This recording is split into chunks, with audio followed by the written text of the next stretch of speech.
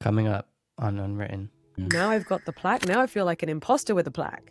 I thought my life would magically change when I received this shiny plaque. When was the last time you paid attention to that child inside of you? When was the last time you listened to what they need? When was the last time you supported them, spoke to them encouragingly, told them that you love them, let them know that they're safe? And I realized when I was 31, I thought, well, I'm in my 30s now. When am I going to let myself feel like a woman? When you are in a state of stress, fight or flight, panic, desperation, it's like your brain literally can't function at 100%. What does spirituality and faith mean for you? I think that there is nothing more beautiful than when you find a moment and you experience that feeling of being absolutely unconditionally loved and connected to everything that is beautiful. It gets me overwhelmed with energy when I just think about everything as an opportunity to connect. If there was something you could tell that version of Lucy right before she posted her first video, what would you tell her? My God.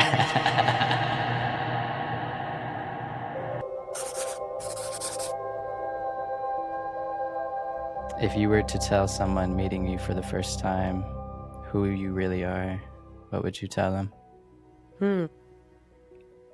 I'm a weirdo. I am a weird. I'm a weirdo who used to hate herself for being weird, and now I love it. And when I embraced and genuinely loved myself for being the unique person that I am, everything flourished after that. So yeah, I think that's why it's like front and center. It comes to my mind that, well, it depends on the person. If I'm in a different context and someone's like, so tell me about yourself, I wouldn't say, I'm Lucy and I'm a weirdo. I'd probably say, I'm Lucy. I have a YouTube channel. I create content about manifestation, meditations, blah. That's like the socially normal way to respond to that question in, a dinner party environment or something. But for some reason, when you just asked me that, like that was just the word that popped up from my subconscious. It's sort of like in a playful way. And I just felt like telling you the unfiltered perception of myself is better than telling you the polite dinner party version of myself. Do you know what I mean? Depends on the crowd. That's what I want to get out of people from this podcast is I want to get the genuine, authentic, deep, safe feeling, comfortable version of yourself. Exactly. So I guess when did you make that shift, do you think, from being a weirdo and feeling ashamed about it maybe, or being a weirdo and maybe afraid to embrace that weirdoness of you? And when did you make that shift from that to who you are now? Mid-20s, maybe about 5 to 7 years ago. Yeah. I mean, when I was 4 years old, I was me. I was me, 1,000,000% me, expressing myself fully me, And then, you know how it can be when other kids laugh at you for how you do things differently. I was raised, I'm an only child. So even when I was 4 years old, I was talking like an adult because I chatted with adults all the time, and mixed with the fact that maybe I'm a bit of an old soul as well. So I was always I was aware that like my voice was a bit deeper and my conversations, the words I would use were a bit more mature than a lot of the other little girls, and so that would make me feel That's funny. different and, Yeah. I remember kids at school saying like, "Lucy, you're such a weirdo. Why are you such a weirdo? Why Oh, do you have that really? healthy food in your lunch box? You're such a weirdo. Why do your parents drive that Mm, car? You're such a weirdo. Why don't you have any brothers and sisters? You're such a weirdo." Like anything that's just different to what they're used to, weirdo. it's weird. Yeah. Yeah. And, after a lot of personal development and when you grow up and you embrace who you truly are, you can just kind of laugh at it. But when you're 4 and you want to fit in and you want to be like Mm, everybody else, naturally you're gonna think, "Oh god, who being myself is a bad thing." Or, mhm, maybe I need to change different aspects of who I am so that people don't think that I'm a weirdo. So, I guess mm, society, school kind of shaped me to kind of tone it down or yeah. dull my edges a little bit. Um, Mhm, but even with that being said, like most of the time at school, I had a great experience and I had some great friends, some great teachers, and some not mhm, so great ones too. Um, and at secondary school, I felt like, yes, I was a bit awkward, insecure, as probably most teenagers are.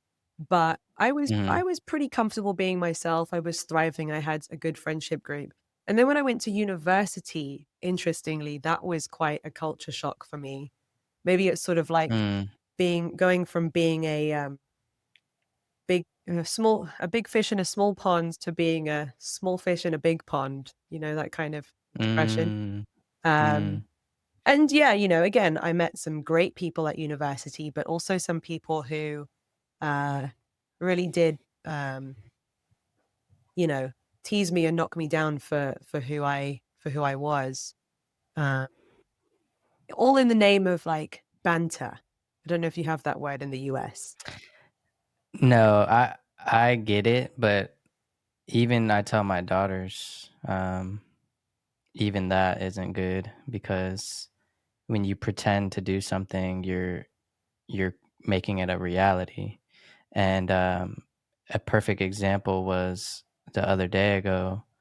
Um, my daughter got in trouble from me because she thought because I have twins, Mm. uh, and I'm a single father.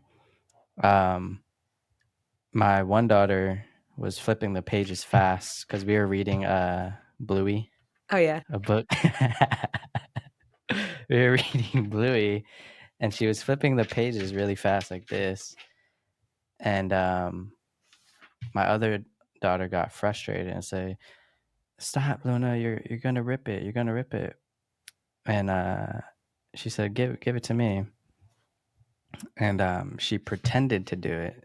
She said, "You're doing it like this," and she actually ripped a whole Mm. page. And I said, "Yeah, this is a lesson that even when you pretend to do something, you can make it a reality." Yeah. Um, so like you don't pretend to like a killer doesn't pretend to kill somebody. Right. They actually kill. You don't pretend to jump off a cliff. Mhm.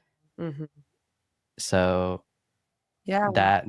that was like a random lesson that happened that that reminded me of that banter because even that banter it could be getting into your subconscious mind as maybe some of this is true. Yeah, for sure.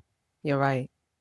But banter is also kind of a form, or calling bullying calling bullying banter is also a form of gaslighting because it's like, we're not Mm. being mean, Mm. you're just sensitive. It's a joke, but it's a joke that not everyone finds funny. If the subject Exactly. person of Yeah, the joke yeah. isn't laughing, then is it a joke?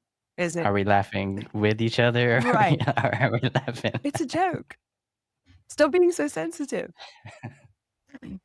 So yeah. So anyway, I'm sure we all have our different, you know, times in our lives when we these things can affect us. But yeah, Mhm. it really wasn't until I started going on a deep journey of personal development, transformation, looking at uh, how I can get unstuck in my life and how I can become the best version of myself and how I can create amazing things, make an amazing impact, get out of the rut that I was in my life in every way, financially and mentally and Mm. everything.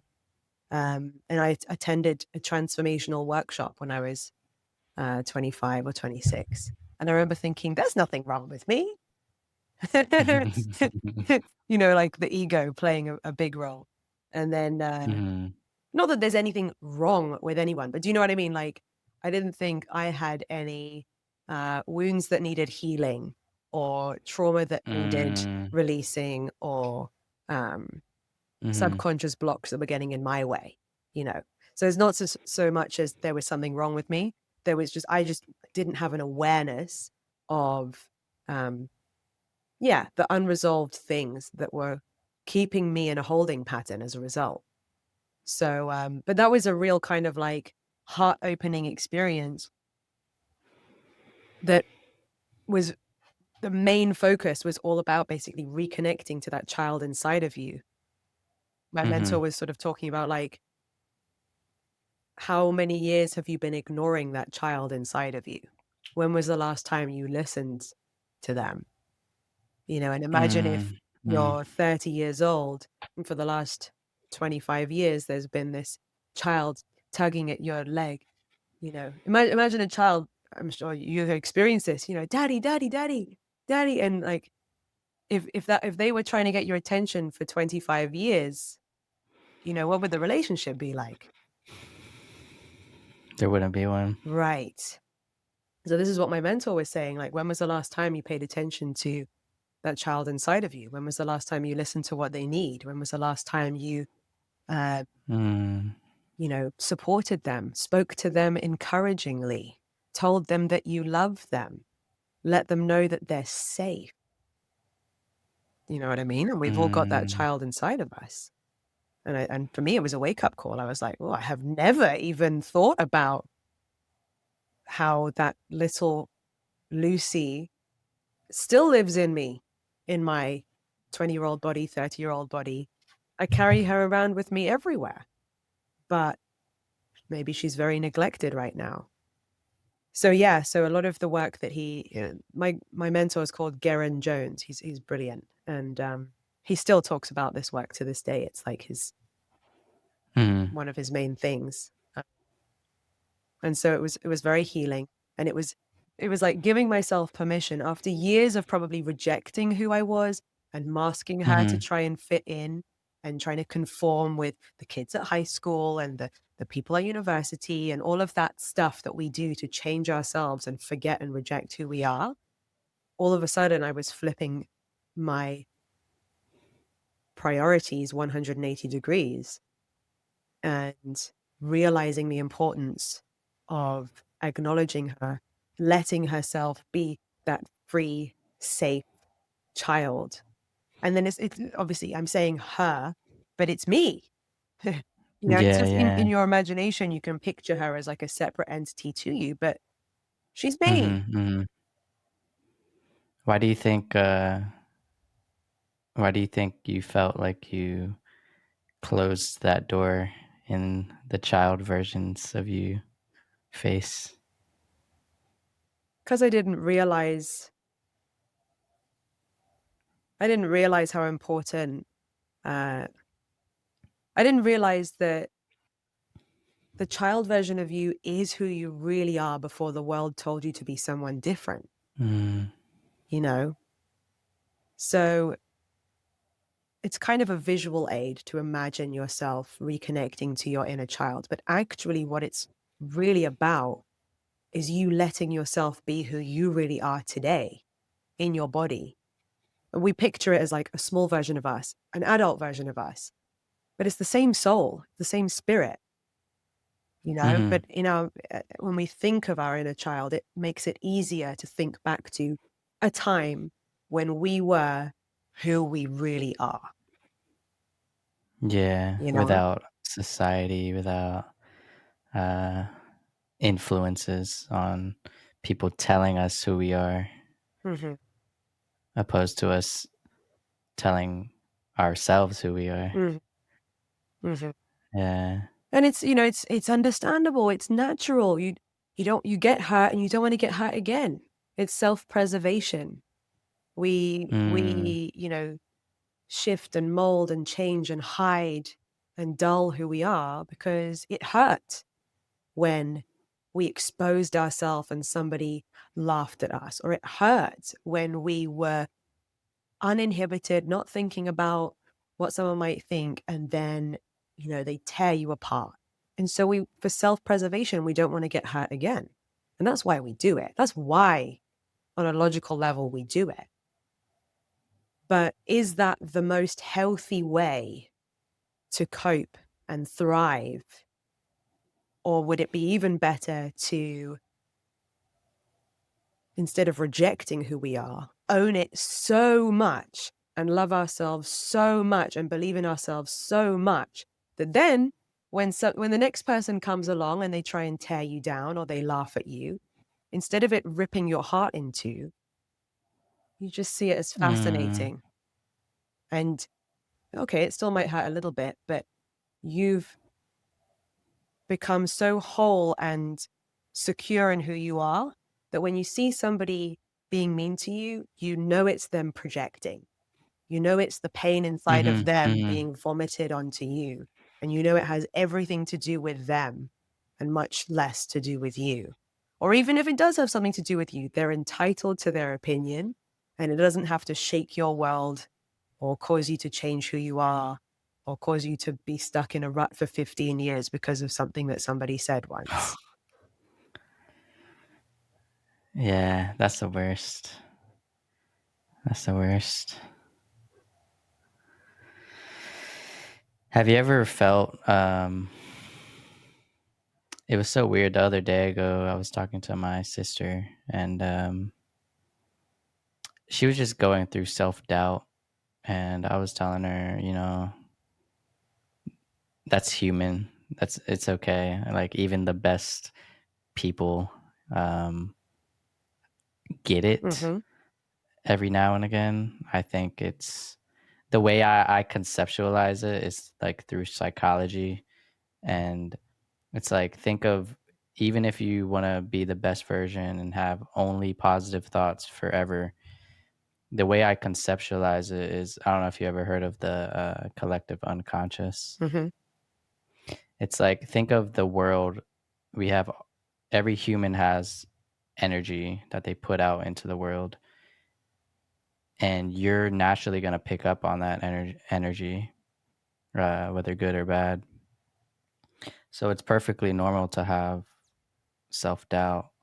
But after she was telling me, like, I felt like I'm not worthy, I felt imposter syndrome, I felt all these, like, bad feelings, um, I just encourage her to something that helps me with that is the phrase "let go and let God." I don't know if you mhm, ever heard of that, mhm. but it's just trusting the process, not forcing the process, trusting the process. Yeah. Relaxing into the belief that you're gonna be okay, relaxing into the future you that you desire and strive to be. You're relaxing into it. You're not pushing, resisting, not forcing. Um, but it was so weird after that conversation. I felt a big weight, uh, like a big weight of anxiety, and uh, like I felt like I wanted to throw up. Mm.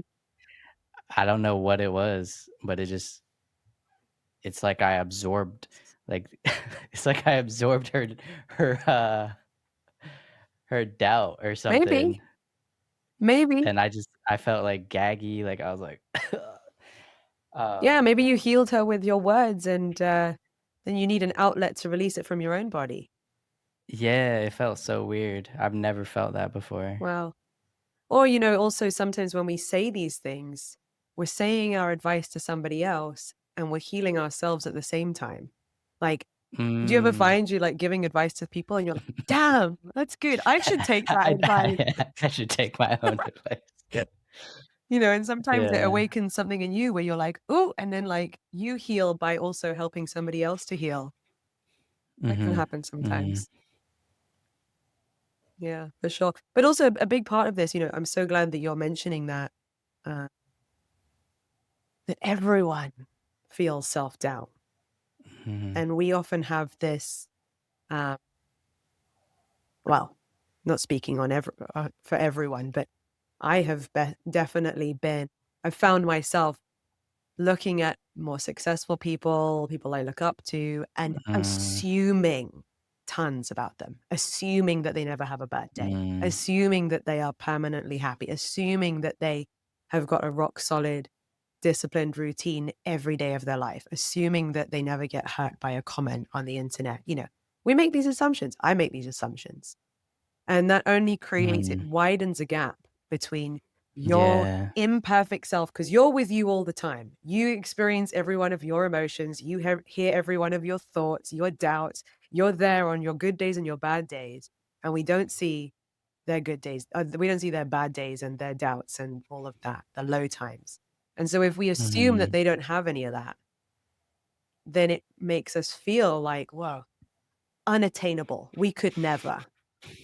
So the more that we remember, and it's not about criticizing people or putting anyone down, but remembering that everyone is human. Mhm. No one is permanently happy. No one is permanently confident.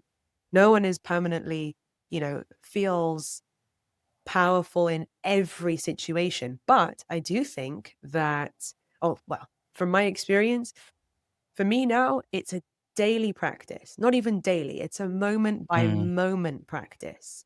It's the choice of, how am I going to support myself? What am I going to say to myself? Even when I was getting ready for this podcast, I was getting ready and I was reminding myself of who I really am, reminding myself of how powerful I am, and reminding myself that I'm good enough, and reminding myself that I have valuable things to say. Because if I don't, those other voices are still there too, Mm. Mm. you know?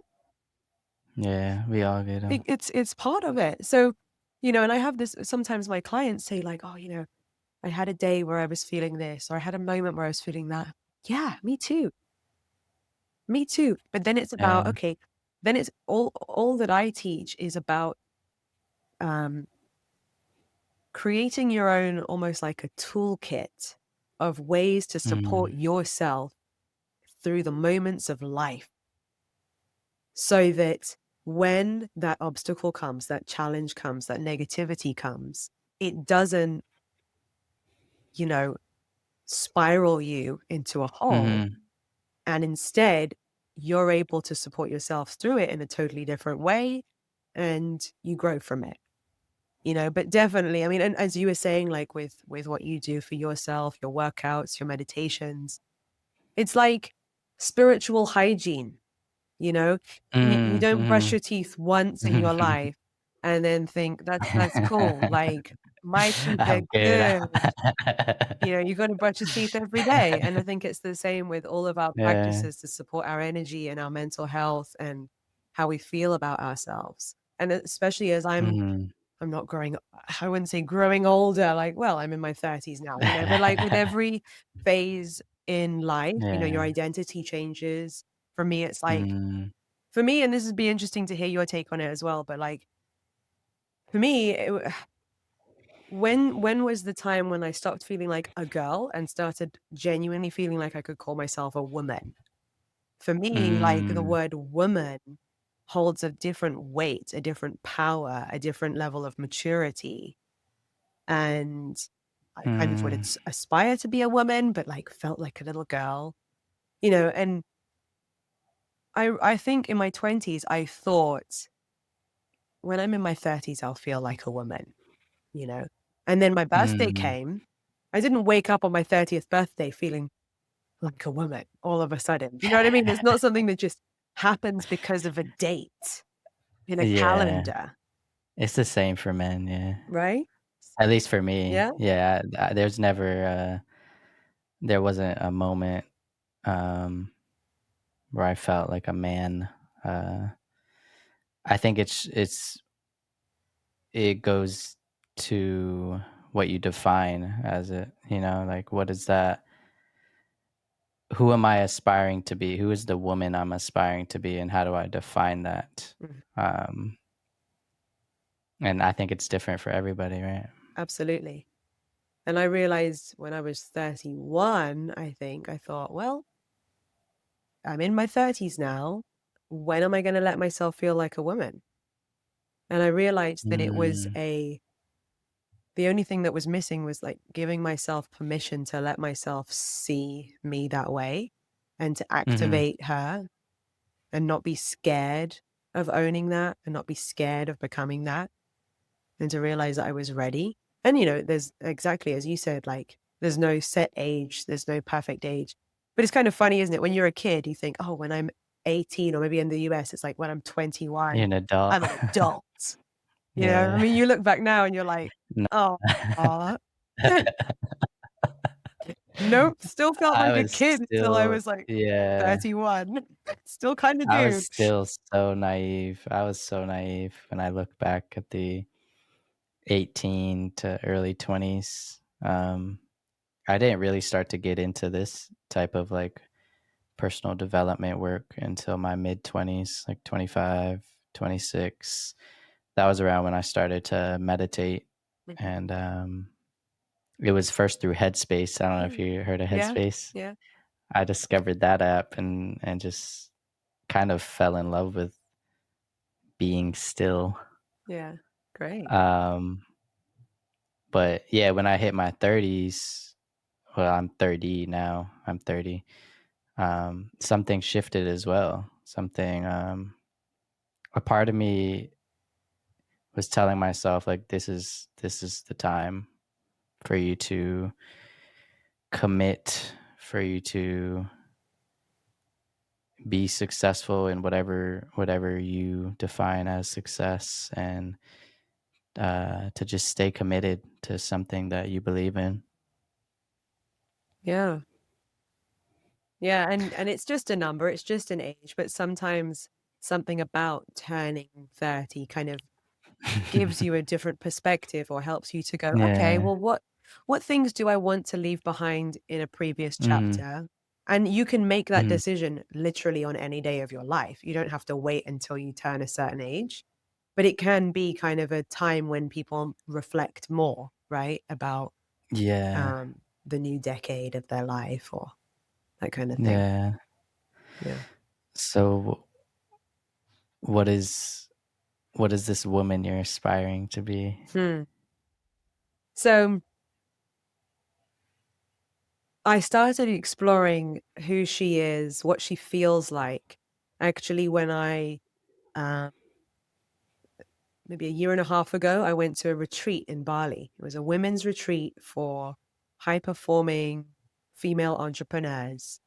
And it was the first time in my life that I was in a position really to invest in that and fly myself all the way over to Bali and also to give myself permission to spend that kind of money on myself and to feel like I belonged in that kind of environment. Like it was a lot of Mm. firsts. And so it felt really, um, yeah, it felt really special for me because of what it represented to me. Um, and I'd been thinking so much about, okay, the flight route and uh, what I'm going to pack and what I'm going to wear and all these things. And then it wasn't until the day before the trip where I was like, holy crap, I'm going to be on my own flying to the other side of the world and like navigating different airports. And then what happens when I land there? And I suddenly felt really vulnerable and I felt like a scared little girl. I felt super scared. And I think I think it's quite sensible for a woman to be streetwise and cautious and like making sure that she's just got her wits about her when she's traveling on her Pepper own. I spray. think yeah, maybe I should have packed that. I didn't think of that. I wasn't prepared. But, I think there's nothing well, maybe there is, some things wrong with the world that a woman has to uh feel Mm. that way. But, I think there's nothing silly or foolish about a woman having, like I said, her wits about her just to be streetwise. Mhm. Anyway, the travel was great. It was all very smooth. I was proud of myself. I didn't miss a flight. I didn't miss a connection. One was a close shave. I was running through the airport. And I had these sandals on. I remember I can't run in these sandals. I took the sandals off and I was running down the travelator, those flat escalators, you know, Is that what it's called? you know what I mean though, in airports, Travelator? that's what I call them. I think they're called travelators. I don't know what they I was are. running barefoot along this travelator. It felt like I was running on some cheese graters, like all those metal Yeah, bits. they're Anyway, so I had a couple of stressful moments, but I made it, got there, and then got to Bali and had one day to spend on my own and to acclimatize before the retreat started. So I took myself around to all these places and I even booked myself in for a sunset yoga session surrounded by rice paddy fields. It was mm, absolutely incredible. that sounds peaceful. It was so peaceful and felt so safe. And it was actually, and then after the yoga session, we had a really, she gave us a good amount of time to just lie in Shavasana and just, Mm, you know, be still. yeah. And that was the first time in maybe 48 hours that I could finally Mm, let go of that, you know, tension. ah, Got to be streetwise. Where's my purse? Where's my ah, passport? It was the first time I could just be like, I'm safe. I made it. I'm here. mm, All is well. And I just felt the tears just mm, gently running down my face when I was in Shavasana. And yeah, and mm, that whole experience kind of woke me up to, wow, Lucy, you're 31 years old at this point, and you still get terrified. You still feel like a scared little girl sometimes. And so during that retreat, it was like the theme of the retreat for me because of that experience. And I was like exploring, you know, do I have to keep feeling like a scared little girl? Um, is it a chapter I can close? Can I just say goodbye to that scared little girl? Do I want to reject that scared little girl? No, I don't. And so this vision came to me, and it's like a really powerful visualization that I use now. Basically, I saw myself sat in a car mm. and scared little Lucy was sat in the driver's seat, right? And she's there holding the steering wheel, like up here, her fist like clenched around the wheel, like Booster seat. freaking out, can't even see over it, right? And she's trying to Yeah. drive the car, but she can't because Mm, she's just a little girl.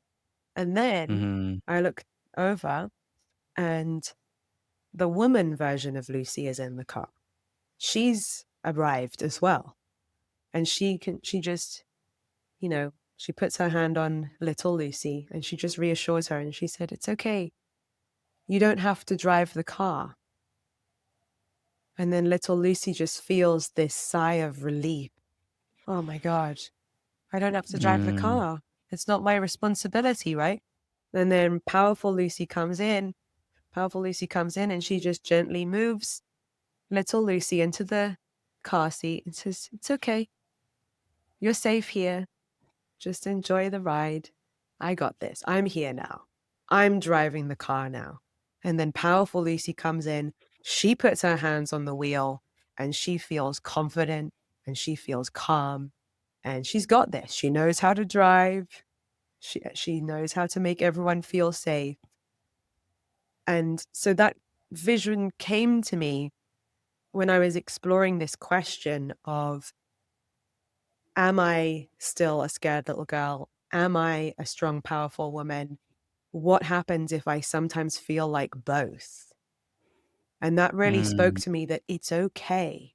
And maybe for the rest of my life, both characters will exist inside of me.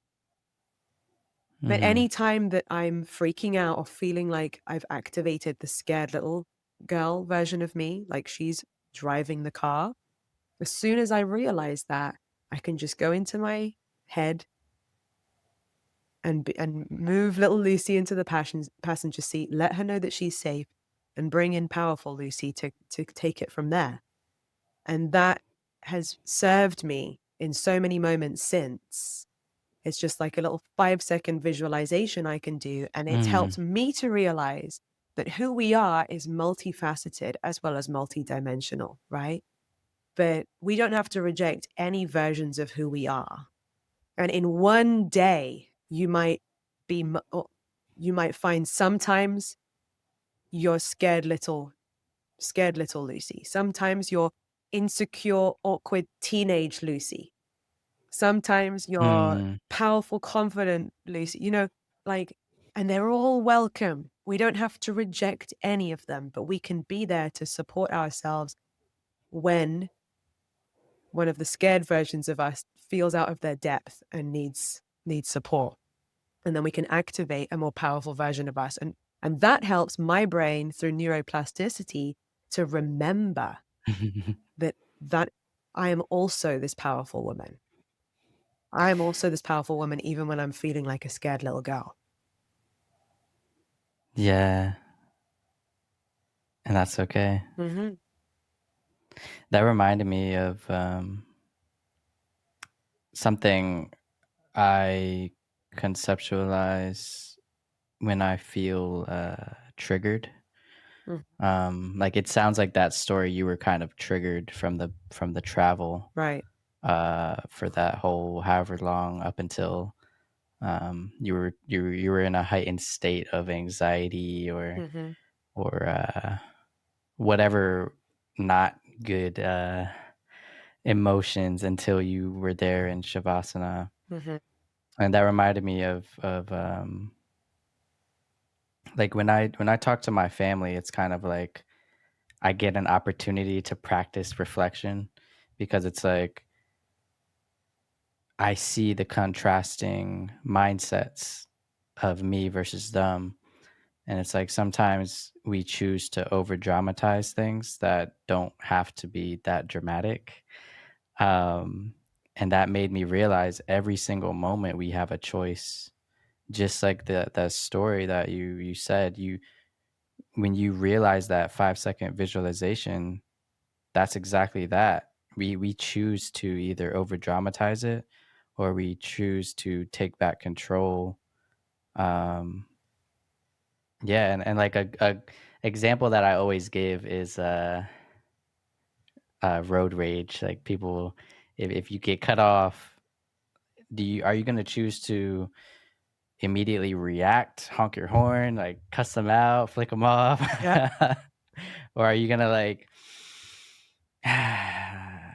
maybe he just had to go somewhere? Yeah.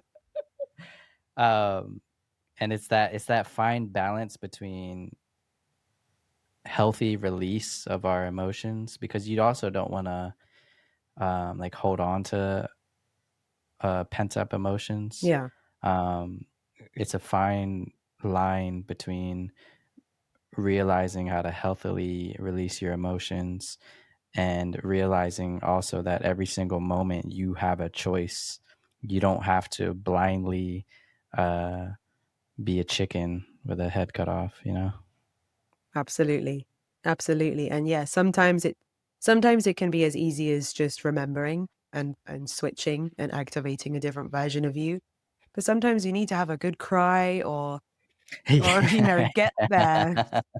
Sometimes it takes a while to get there, and that's okay. That's cool. That's, as you say, it's better to do that than to push it all down. Yeah, you don't want to Mm-mm. you don't want to do that. No. It's just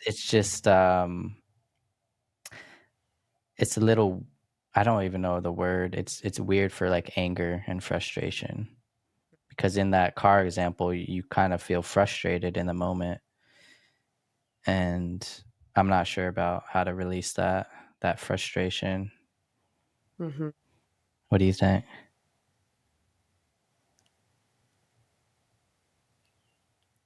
Yeah, I think frustration is a tricky one. Anger is a tricky one because it can Mhm, mhm. completely blind us. Blind, When yeah. the red Mhm. mist descends, It's like, we can ah. lose control, you know. So, but if in those triggering moments you can kind of almost feel it coming or see it coming, we have a Mhm. choice. For me, the easiest, best way to reset my emotions is through breathing. Yeah, One same. long deep Same breath. here, same Or here. sometimes it will take me 5, or sometimes it will take me 10. But I can literally feel the Yeah. irritation, the frustration, the anger, which Mhm. just Same eventually here. goes. Not Mhm. necessarily all. in one breath. And Yeah. when you're going from that first breath to that 10th breath, your mind is going, this isn't going to make any difference. And, Yeah. how long is this going to take? I still feel the same. But if you just keep breathing, it reaches a point where you're like, oh, we feel safe now. All is well. You gotta add sighs in there too and moans. Yeah. Sighs and moans. Sighs and moans. Sighs and moans. Absolutely. Absolutely. And it's okay. Sometimes having a scream in your car Mhm, is mhm. great. It's as Yeah, long as you're not, like, driving at 120 miles an hour or something. But, like, if you're wait, I drive in kilometers, so that's a lot psychotic. faster in miles. Okay. But anyway, um, yeah, if you are, like, for example, in a safe space, in a car park or whatever, I've been known to have a good scream at my steering wheel and let that emotion out. The scream that Me you'd too. maybe be too self-conscious to scream at home For because anybody to your see. neighbors would hear and your family would be like, "Are they okay?" And you don't want to That's worry actually funny, that anyone. happened to me. Oh, really? That happened I was doing, like, a breathwork meditation Mhm. at a red light, Mm. and this guy was trying to, get over, and he was, like, waving at me, looking at me, and I was like, "How long have you been waving at me, looking at me?" I was just, like, zoned out, like, I was just in my own world, Yeah. and this dude was trying to, like, get my attention. I was like, "Oh, shit." Yeah. Did he see me, like, do these, like, weird breathing And gestures? if he did, great. Great. Right. So be it. I Spread the always just say, weirdness. "So be it." Yeah, Yeah, exactly. so be it. Yeah. Um, I'm curious to know because we both kind of, uh I'm assuming we both follow this manifestation, uh, I don't know what you wanna call it, values, beliefs. Mhm.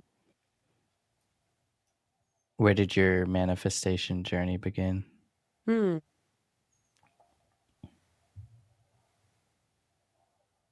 The very first time I even heard of the concept was when I was a kid, actually. Mm, And my mum told me that one of her friends found this book called Cosmic Ordering. mhm, And as a kid, they sort of described it to me very simply that, like, yeah, you can speak to the universe and you can make requests. You can ask the universe what you want. You can ask the universe what you want to see. And we just kind of played around with it, like asking for a little sign or for a bird to come and visit. And this bird came and landed on our windowsill and was there for quite a while. And just like I just have early memories of um yeah, being taught that that the universe can hear you. It's kind of the way mhm, that I first understood it. Um and then I probably didn't think about it for 10 years or more. mhm, um I also had some very spiritual experiences when I moved to Spain on my own 11 years ago. I told you about them the other day when we were having a private chat. Just like when there was no one else around and I was spending a lot of time on my own, that was a mhm. time in my life where I saw the nudges and heard the whispers of the universe a lot louder because there was nothing and no one else to distract me from them. So again, that was like a time in my life where I Mm. realized even though I'm physically alone, I'm not alone. And not in a scary way, but in like a really reassuring way. That's so crazy that you say that because, it reminded me of just friends and family I talked to, we always use these words like need. I need a significant partner. I need this. I need whatever you need. And we feel alone. Mm. But I'm always reminded of that. I think it's biblical passage. Be still, and you shall know God. Mhm. And if you believe in God, whatever that means to you, the universe, Yeah. infinite intelligence, whatever, when you're still and you know you have this conviction, you're never alone. Yeah. Exactly. Yeah. Exactly. And interestingly, I didn't feel like that when I first moved out on my own. I felt super lonely, super much like in that scared little girl mode. Mhm. And then as the months went on and I started to fall in love with the solitude and feeling so supported and inspired by like all the magic I could feel around me. Interestingly, then my husband walked into my life. you know, once I was feeling so content and whole and complete as an individual rather than before when I was kind of like wishing, hoping, missing, needing. Trying to force it, Yeah. yeah. They do say that, don't they? Like when you stop looking, they come, but it's not just about it's not just about not looking or stopping looking. I think it's about, and I've seen this with multiple of my female friends, when they embraced their season of being single instead of like Mm, not wanting to be there and started thriving being single, started thriving as being an individual person and was, mhm, you know, busy, their life filled with doing things that they love mhm, and mhm, just thriving. Like I know multiple of my friends where they had that season, they're just like glowing in a different way, thriving in a mhm. different way, inspiring to be around. And then they met their life partner after that. And it's like multiple of my friends. It's not even, a fluke. It's a thing. Yeah, I'm kinda in that stage myself, not dating or anything, it just feels it's like a weird feeling, like, I don't wanna force anything, Yeah. um, it's kind of uh, like what you desire will show up when you least expect it, Mm, um, often is that way. Yeah. and yeah, I'm just embracing that idea. Yeah. Yeah. Finding and being so happy and whole and complete and in love with your life and filling your life with so much joy and just, yeah, appreciating your life and your blessings so much. It just puts you in a completely different energetic state, a totally different frequency.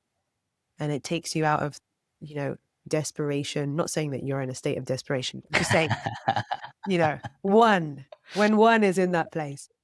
Scarcity versus abundance. Yeah, exactly. Yeah. And the resistance that comes with lack, uh, Mhm. the frustration that comes with lack. It's like it seems counterintuitive. Obviously, we need to sow the seeds, take the action, etc. But often after we have kind of like put it out there Mhm. significantly, then the one last thing we need to do is just let go of all of the energy, all the tension energy around it, our nervous system. I have a funny story that happened to me that I think is a Mm. great micro example of this. Okay. So, a few days ago, when we were flying from Spain to England, we were at Mhm. home in Spain. I'd packed everything, everything was ready to go. We're due to leave the house in a couple of minutes to drive to the airport, my husband and me, right? And my husband is actually, he needed to fly to the UK for work. And I was like, I'll come too. It's an opportunity to see family and I'll work from the UK, right? Mhm. So anyway, we're ready to go. And my husband says to me, okay, yeah, we've got everything. One thing though, I have my passport, but I couldn't find yours. And I was thinking, Mm. oh, shoot, I haven't even thought about my passport. Like, damn it, Lucy, you're normally a pro at traveling by now. Like, you forgot where you're to check your passport. Anyway, I go to the Mhm. usual place. It's not there. I go to the second most usual place. It's not there either. Starting to panic a little bit now. I'm thinking, okay, when was the last time you saw it? When was the last time you used it? Where have you seen it lately? And like, I was asking myself these questions, but because I was panicking, I seemed unable to think with any depth. It was like Mhm. shallow thinking only. I couldn't tap Mhm. into, like when you're trying to remember a dream and like you just can't seem to remember the details. It felt like that. That yeah, that literally happened to me, like, 2 days ago. Right. So you know the feeling. Yeah. So I start to panic more. The clock is ticking. We've got to get on the road, otherwise we're going to miss the flight. And so I'm just in desperate, like I go to every bag, Oh, this every is, like, the handbag. same day as your flight. Oh yeah, this is like we need to leave the house now. And I don't know why I Yeah. didn't have this prepared the previous day. Yeah. Judge me if you will, right? But we're all human. And so there I was, scrambling, opening every inside pocket of every handbag, opening every Mm. drawer, even looking through my sock drawer, my underwear drawer, where I never put my passport. But looking just in case it might be Your there. underwear drawer. Every cupboard, every file in my filing thing in case maybe I used it for some kind of bureaucratic Spanish thing that I needed to do. Not anywhere. Mhm. And then my brain's telling me, I said to Jamie, I was like, I've looked everywhere and it is not anywhere. I've checked absolutely every place I can think of. I think it's been stolen. I think my passport's been stolen, I said. So now, now we're having to come to terms with the fact that Jamie's still got to get on this plane because he's actually got a work trip. Mm. So I said, look, Mhm. let's take my stuff out of the suitcase. You just go. And he said, Mhm. are you sure? I said, we have no choice. You can't miss your flight. And then he said, well, you've actually still got to drive me to the airport because we're going to take the car. Mhm. So I was like, okay, I'll drive. Of course, I'll drive you to the airport. So anyway, I walked to the place where we keep our car keys and door keys. And at this point, I just break down and cry because I'm like, it's all hit me. This trip's ruined. The trip's cancelled. And that's the Mm. first moment where I officially let go of trying to find Right, the right, passport. I yeah. just give up. That's it. I'm not going, right? I cry, which I feel like all of that stress, all of that buildup releases. I Mhm. go grab the car keys, and in the same basket as where the car keys are, my passport's there. Wow. And I grabbed the passport and I showed it to Jamie. I was like, Jamie, I got the passport. He's like, oh my God. And then the two of us were stood there and we were like, we knew it was in there for the last 6 months. Every day when we put the keys into that place, we must see it every Yeah, single day. subconsciously. But it was a real insight into when you are in a state of stress, fight or flight, panic, desperation, it's like your brain literally can't function at 100%. It's like Mhm. your senses get dulled, your brain gets kind of stupid, and I Yeah. couldn't access memories. I couldn't think rationally or clearly. There I was Mm. turning out my underwear drawer. Meanwhile, it was in the place where I've seen it for the last 6 months. And I couldn't think I don't even know why we didn't even check there. We checked literally every other place in the house but that. And then as soon as I let it go, it was like my body had a chance to get out of that state of stress, desperation, panic, and then it was the Mhm. first place I found it. So, it's a funny little story about a passport, but I also think that it was a real lesson to me about how much harder it is to do anything, to function properly, or to see an opportunity right in front of you when you're in a state of lack and panic, when you've got a dysregulated nervous Oh, yeah, system. yeah, And as soon yeah. as you let things go, or you surrender, or you take care of your energy so that you're in a calm and relaxed state, the answer is often right there in front of us, or the idea comes to us with ease. Or do you know what I mean? It makes such a huge difference to Yeah, our ability to receive ideas, information, memories, and to function. yeah. It reminds me of the swimming up the river analogy. Mhm. It's like when you were trying to find your passport, you were swimming up the Yeah. river. You were going against the river, Yeah. and then when you finally relaxed, you just went with the flow. Yeah. And found it straight away. Straight away. So, it's obviously we're talking here on like a micro level, but what can we learn Mm, from that on a macro level? Is there an area in our life where we mhm, are perpetually approaching it from a state of panic or lack or desperation or frustration? And do we find ourselves feeling like we just keep hitting a ceiling or we just can't get the breakthrough that we're looking for or whatever it might be? And in a lot of cases, when we I know people where when the day they give up, it comes through. And I'm right, not saying that yeah, everybody should give up. That's not the advice I'm saying, but I yeah, think each individual person can make that judgment, you know, and maybe if there's someone listening and they're like relating to a certain area in their life, maybe where there's just been like a huge buildup of resistance. There's the subject, which is actually very simple. And then there's all this mhm, baggage and resistance and junk and negative energy and stress that is polluting it and getting in the way of allowing this very simple thing to come through for them, you know? And mhm. if we can do the work of clearing and releasing those blocks and letting go of that baggage, suddenly it can become a whole lot easier to allow ourselves to receive that thing. Yeah, it reminds me of, like, people who are, like, workaholics that live at work and they experience burnout when sometimes all you need is just, to take a break, to rest, to reset, Mhm. and then you can work more efficiently that way. Mhm. Yeah. And and I don't believe in, giving up. No. You don't give up on something that you're deeply, drawn to or feel called to. Yeah. You don't give up on that. You take breaks, Exactly. and that's okay, but you don't give up. You can give up the resistance. You can give up the Mm, mhm, desperation, the stress. You don't have to give up what you mhm. want. But yeah, you can let go of the that very tense energy around it, That can be magical. Are you good? Yeah, great. Great. How are you doing? I'm good.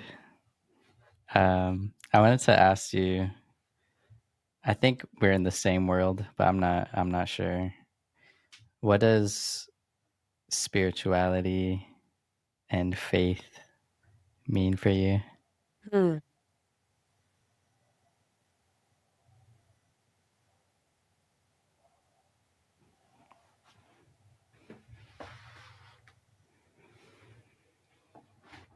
For me, it's that connection that I touched upon earlier, feeling connected and supported to God, the universe, you know, infinite intelligence, whatever we want to call it. And that feeling of connection feels so beautiful, so safe, so like so much unconditional love pouring all over me.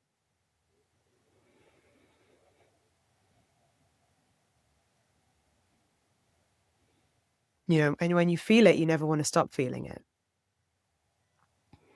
Mhm, And I think that as humans, we kind of hopefully all of us are lucky enough to get glimpses of that connection and that feeling. A lot of people are searching for, they don't even realize that that's what they're searching for, but they're searching for that feeling through drugs, through relationships, through addictions, through mm. content, through Netflix, through substances, through handbags, through flights. Do you know what I mean? External Yeah. things, yeah. The people are searching, searching, searching, searching. They don't even really know why. But yeah, I think that there is nothing more beautiful than when you find a moment and you experience that feeling of being absolutely unconditionally loved and connected to everything that is beautiful. And, you know, we can't sit in a cross-legged position and meditate 24/7. You know, we got stuff to do. And I don't think that spirituality should just be about sitting on a meditation cushion. Mhm, mhm, I think it is about every moment, anything that you do, whatever you're doing, whatever you're creating, whoever you're speaking to, wherever you are. Like, it gets me overwhelmed with energy when I just think about everything as an opportunity to connect, mhm, to that feeling, to that thing that connects us all. And when you see life through that lens, when you can remember often enough to look at everything through that lens, it just makes everything beautiful. It just makes everything so beautiful. It makes everything okay. mhm. I agree. Yeah. So yeah, that's what spirituality means to me. And none of that has got anything to do with I think everybody can tap into that. I think that most religions at their core Mm. are about that or used to be about that, Yeah, yeah. you know? I think used to be is should be, highlighted because in the modern context, the way I like, I've been I've been kind of obsessed with this, topic recently, just reading so many books, and, when you look at it from a modern context of rules and regulations, um,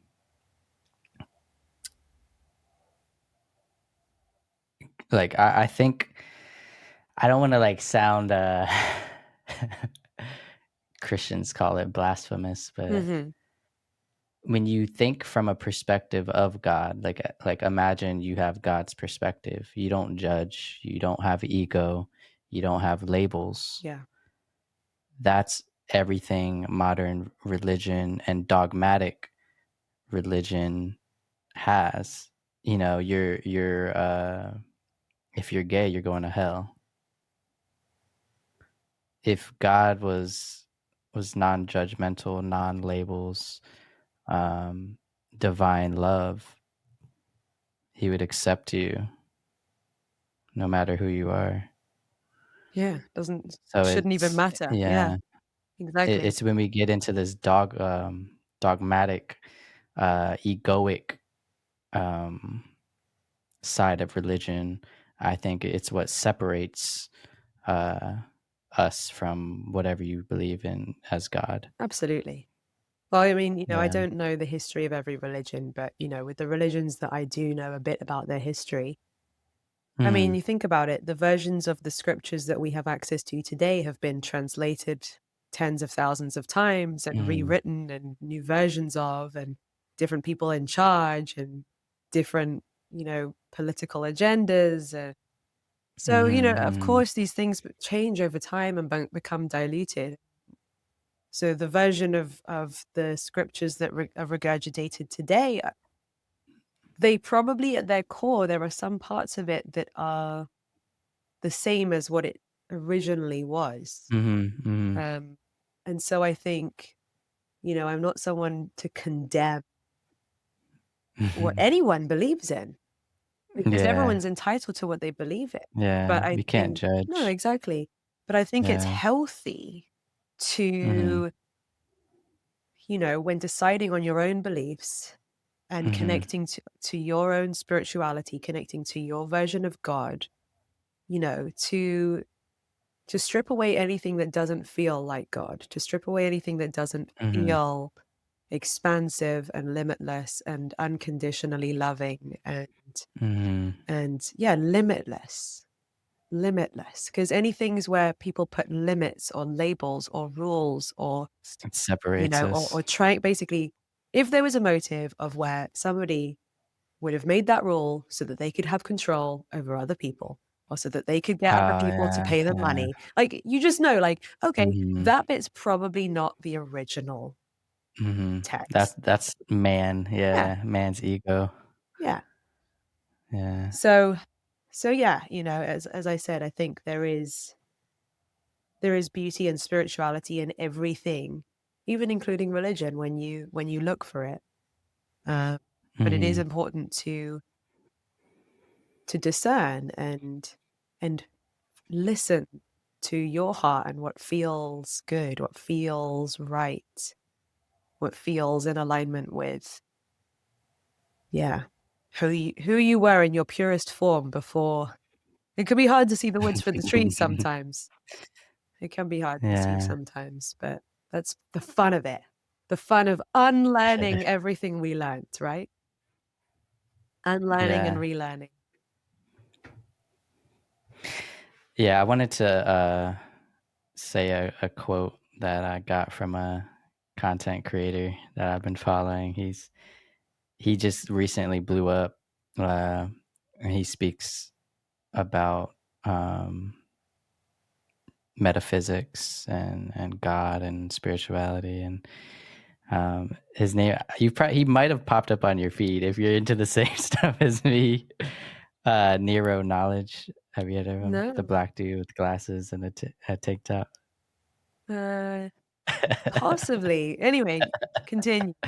So he has a quote, and he says, "Spirituality without the ability to control your reality is simply vanity." And I extrapolated on this quote of his. So to be spiritual is to have absolute faith in your capability to control your reality without physical proof in your own personal reality of the dualistic world. Mm, interesting. That's a little hard to, it's a lot of big words. Yeah, but very succinct. Yeah. So it's just simply put, it's just having faith in your ability um, to control your reality without this need to physically see evidence, you know? Like people don't want to believe they're capable of something until they build up confidence in themselves that they can do something. Mhm. Oh, yeah. So yeah. Yeah, trusting the process is one of the hardest things for humans, I think. And having faith when the results aren't there yet. I mean, this applies to so many Mhm. things in life, but I think entrepreneurship is a major, uh, training ground, or like that's probably one of the biggest, most challenging parts of entrepreneurship is, Mm. seeing the vision of what you want to create and having the audacity to show up and do it and to keep doing it, even when nobody's cheering, when nobody's watching, Mhm. when nobody's buying, when nobody's Mhm. whatevering, and to like, how long can you uh, have that faith and believe in the fact that your harvest will come from the seeds that you're sowing, Mhm. Mhm. And I think most people I've come across who've struggled or they've given up too early, you know, Mm. they've given up too early. And in the world with a lot more instant gratification, I think it really needs to be said, Mm. you know. I've met people where they come to me, oh, I'm really struggling with my content creation journey. I said, oh, tell Mm. me about it. What have you been doing? Oh, well, I created some videos on YouTube, but they weren't really taking off. So then I decided to do some stuff on Instagram, but I wasn't really feeling myself there either. And so I just, it's just not Mm. working. And I think I'm blocked and I think there's something wrong with me. And I'm like, Mm. create 100 videos, consistently, and then let's have this conversation about if there's something wrong with you. There's nothing wrong with you. There's nothing wrong with you. Like, I put it like this. I said, imagine that there's a farmer and a farmer goes to their field. The field is empty, right? And they sow one seed and they sow a second seed. Maybe they sow a third seed and nothing's grown yet. And nothing's happening. And then they start to say, what's wrong? Like, is there something wrong with me? Am I not a good enough farmer? Is it not meant for me? Have I got someone, am I Mm. cursed? Have I got someone blocking my blessings? Like, dude, just sow more seeds. Keep going. You haven't even Mhm. started yet.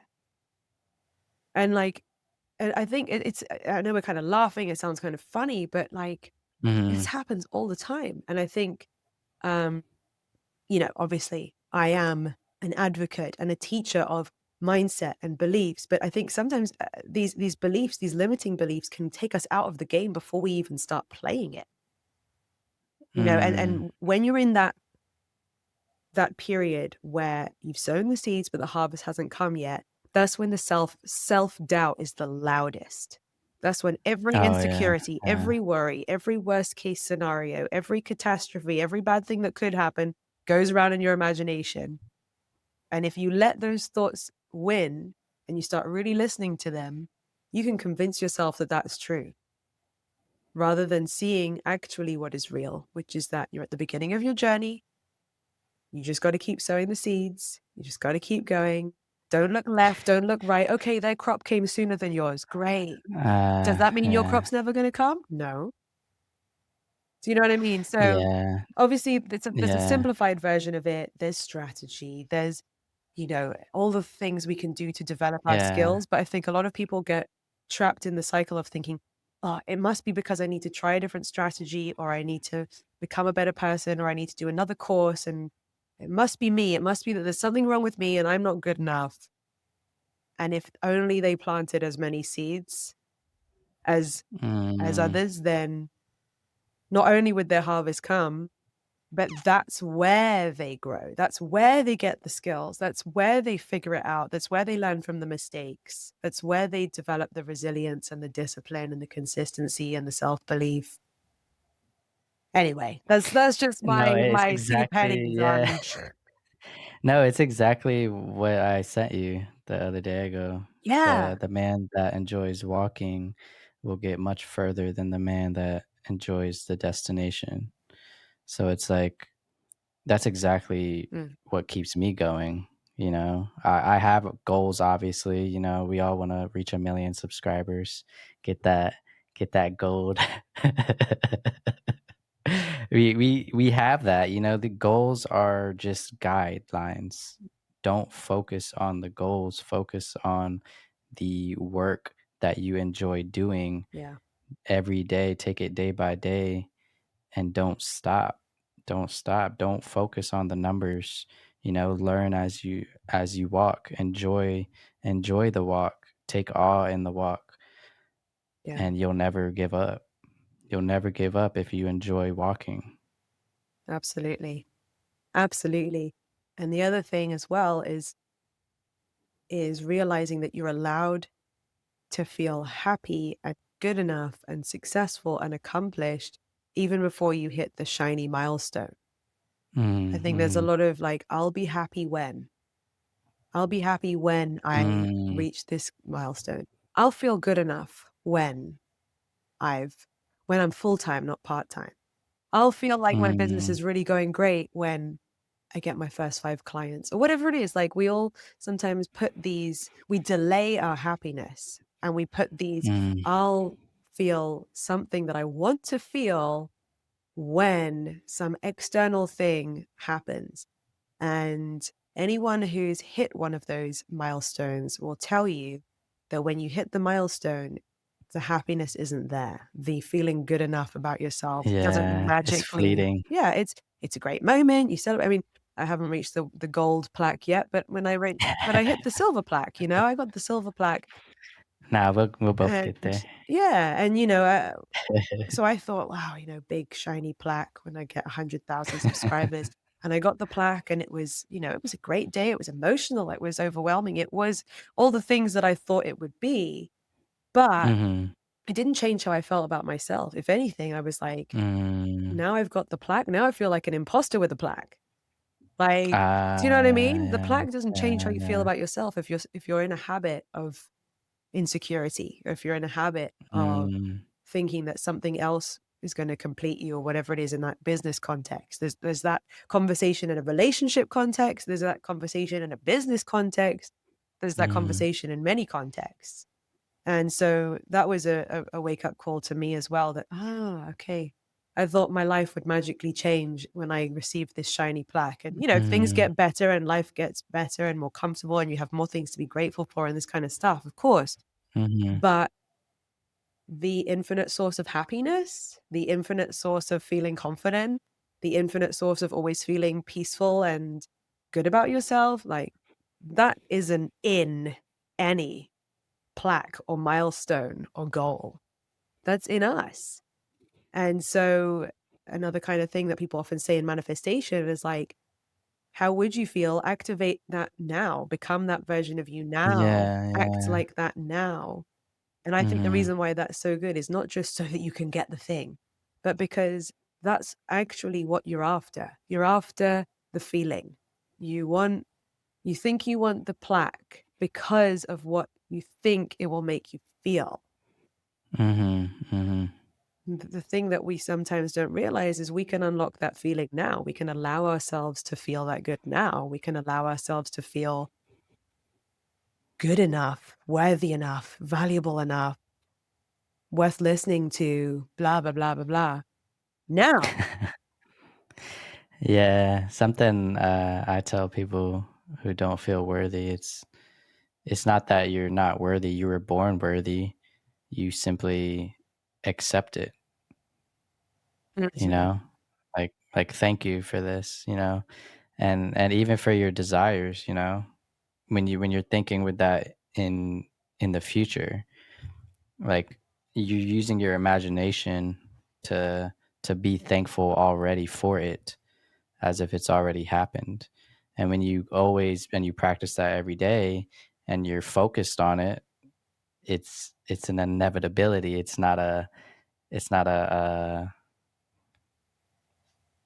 it's inevitable. You're gonna get it Yeah. when you're thankful for it already. It's just a matter of time reaching it. Yeah.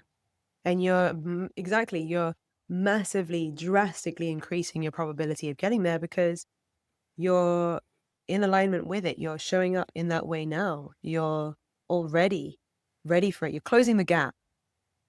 You're closing the Mhm, gap. mhm. And that's a big part of manifestation that, is perhaps more about subconscious beliefs than some higher power granting us our three wishes. It's about Yeah. it's about our capacity. What do we feel we have the capacity to receive right now? What do we feel we have the capacity to hold right now? Like how many subscribers or how much income or whatever it might be. And often the amount that we currently have, like we feel like that is safe and normal, even if we want more. Like we Oh, feel like yeah. that's what we have the capacity to hold. And sometimes if you think about your big, big goals and you think about if that dropped into your lap right now, yeah, we'd be like, "Whoa, yay." But do you feel like you have the capacity to hold it calmly with Mhm, ease and to sustain that and to continue showing up to create more of that, to maintain that? And I think a lot of when I'm mhm, focused on elevating from one level of life and one level of results, one level of what I am creating and receiving, mhm, and elevating to another level, the work that I do is the inner work. Obviously, I'm doing outer work as well, but the important mhm, thing to help myself get from where I am now to where I want to get to is how can I expand what I feel is safe and normal and familiar for me to just have on or hold on a day-to-day basis? Can I expand my capacity to feel safe at that level? mm, And if we, for any reason, feel unsafe or scared or mm, unfamiliar, with that bigger, shiny goal, then our subconscious mind isn't going to let us get there. It's not ready, Yeah, yeah. it's going to hold us back. It's going to self-sabotage, It's not procrastinate, ready, yeah. make the wrong decisions, talk ourselves out of doing it, hold ourselves back, whatever, Yeah. you know? Um, but when we feel like, yeah, that's available to me, I've not achieved it yet, I've never experienced it yet, but I feel like when that happens, I can breathe into it. Just embrace it, Embrace it. yeah. It fits into Embrace it. my energy can hold it. My energy can Yeah. hold it with ease. All is well there. Life will still feel very similar. Life will feel very normal. Obviously, things will be different and better in certain ways. But I remind myself that in a lot of ways, life will feel the same in a beautiful way. And when I take it Mhm. off the pedestal like that, it feels so much more within reach and available to me. It closes that gap again.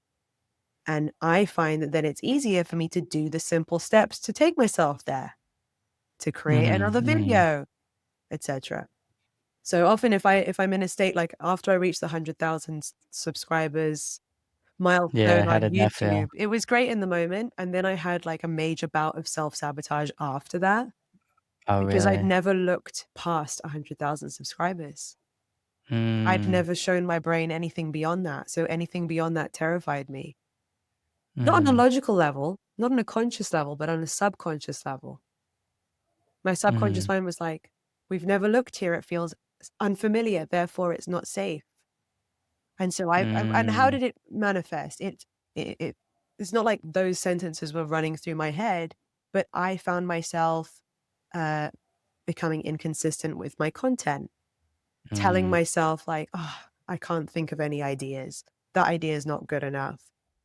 Uh, doing things like, maybe now that I'm at 100,000 subscribers, I need to invest in a new camera. I need to buy a microphone. I need to get mm, lighting. All thinking that like I needed these things. Whereas what about the simple way that I've reached 100,000 subscribers? Did I need any of those things to get there? No. So does any mhm. of that matter to my audience? Not really.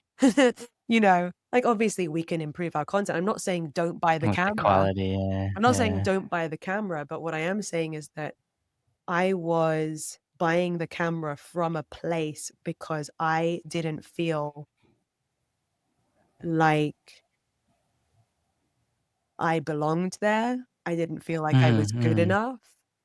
And I was avoiding, my subconscious mind was finding any way for me to avoid just taking the simple steps forwards, which would allow me to then elevate to the next milestone. You know, so I had like yeah. serious burnout, maybe for like a whole year. I didn't realize this back Oh, then. It was really? like a year of struggling with myself, fighting against my own Mm, brain. My brain was working against me, yeah. not for me. It's weird when we reach goals. It's like that's why I don't put emphasis on goals. For me, I put emphasis on just doing what the work that I enjoy because Mm, goals, it's like when we reach it, we're like, okay, I'm good now. I don't have to do the work anymore. Like that's how I think about it. It's like, oh, I got the goal, I got whatever, but then there's always going to be another goal as well. mhm, So it's like just create the big giant goal from the first place and then just do the work and learn and grow as you're along the way and never stop. mhm. Yeah. And different things work for different people. You know, for Mhm, some people, it mhm. works to have that big goal and to just understand that it's a marathon and to chip away Yeah, and sow the yeah, seeds yeah. and divorce the outcome and marry the process and Mhm, just be committed to the process. And then mhm. with other people, that can put them in a state of freeze because they're like, oh my God, it's so far away. I could never have that. So what's the point in me even showing up today? I'm never going to get there anyway. It feels too Mm. far away. So if someone finds that they're in that position, I always say just break it down. Just, Ah, you okay, know, okay. focus on what's the next, what's the next level, what's the milestone that does feel safe and available for you? I always say we have like a bubble of belief. Sometimes there's like, yep, I believe I can have that much. I believe I can have that much. The Mm, bubble mhm, expands a bit mhm. more. Yep, I believe I can have. And then the bubble keeps expanding. And then all of a sudden your brain's like, that doesn't feel like it's available to me, to someone like me, in inverted commas, in air Okay. quotes. And So, like, the people that want the milestones to feel like they're making progress. yeah, it can, it's a, for me, I find when I'm in that situation, it helps me to just focus on, a goal that I haven't reached yet, but that does feel Mhm, within my reach, that does feel like I can see that mhm, if I mhm, show up and I take the action, that feels possible to me. Because mm, you're much more likely to take action towards a goal that does feel possible than take action mhm, towards a goal that feels impossible. mhm. You know what I mean? So, Yeah. um, I've often, I say I manifest in baby steps. If a goal feels like I just can't even feel it, touch it, it's too far away, then I'll break Mhm, that goal into baby steps and play the game of just achieving like one more level in the game at a time. And then as I do that, I'm expanding and my capacity is expanding. And what I feel is possible for me is expanding because once you climb from that step to that step, you can see more. The view is different. And then you climb to the next step, and then more opens up to you. Do you know what I mean?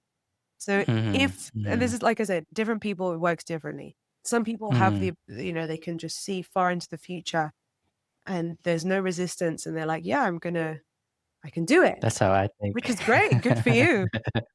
But, mere mortals like me or, Immortals.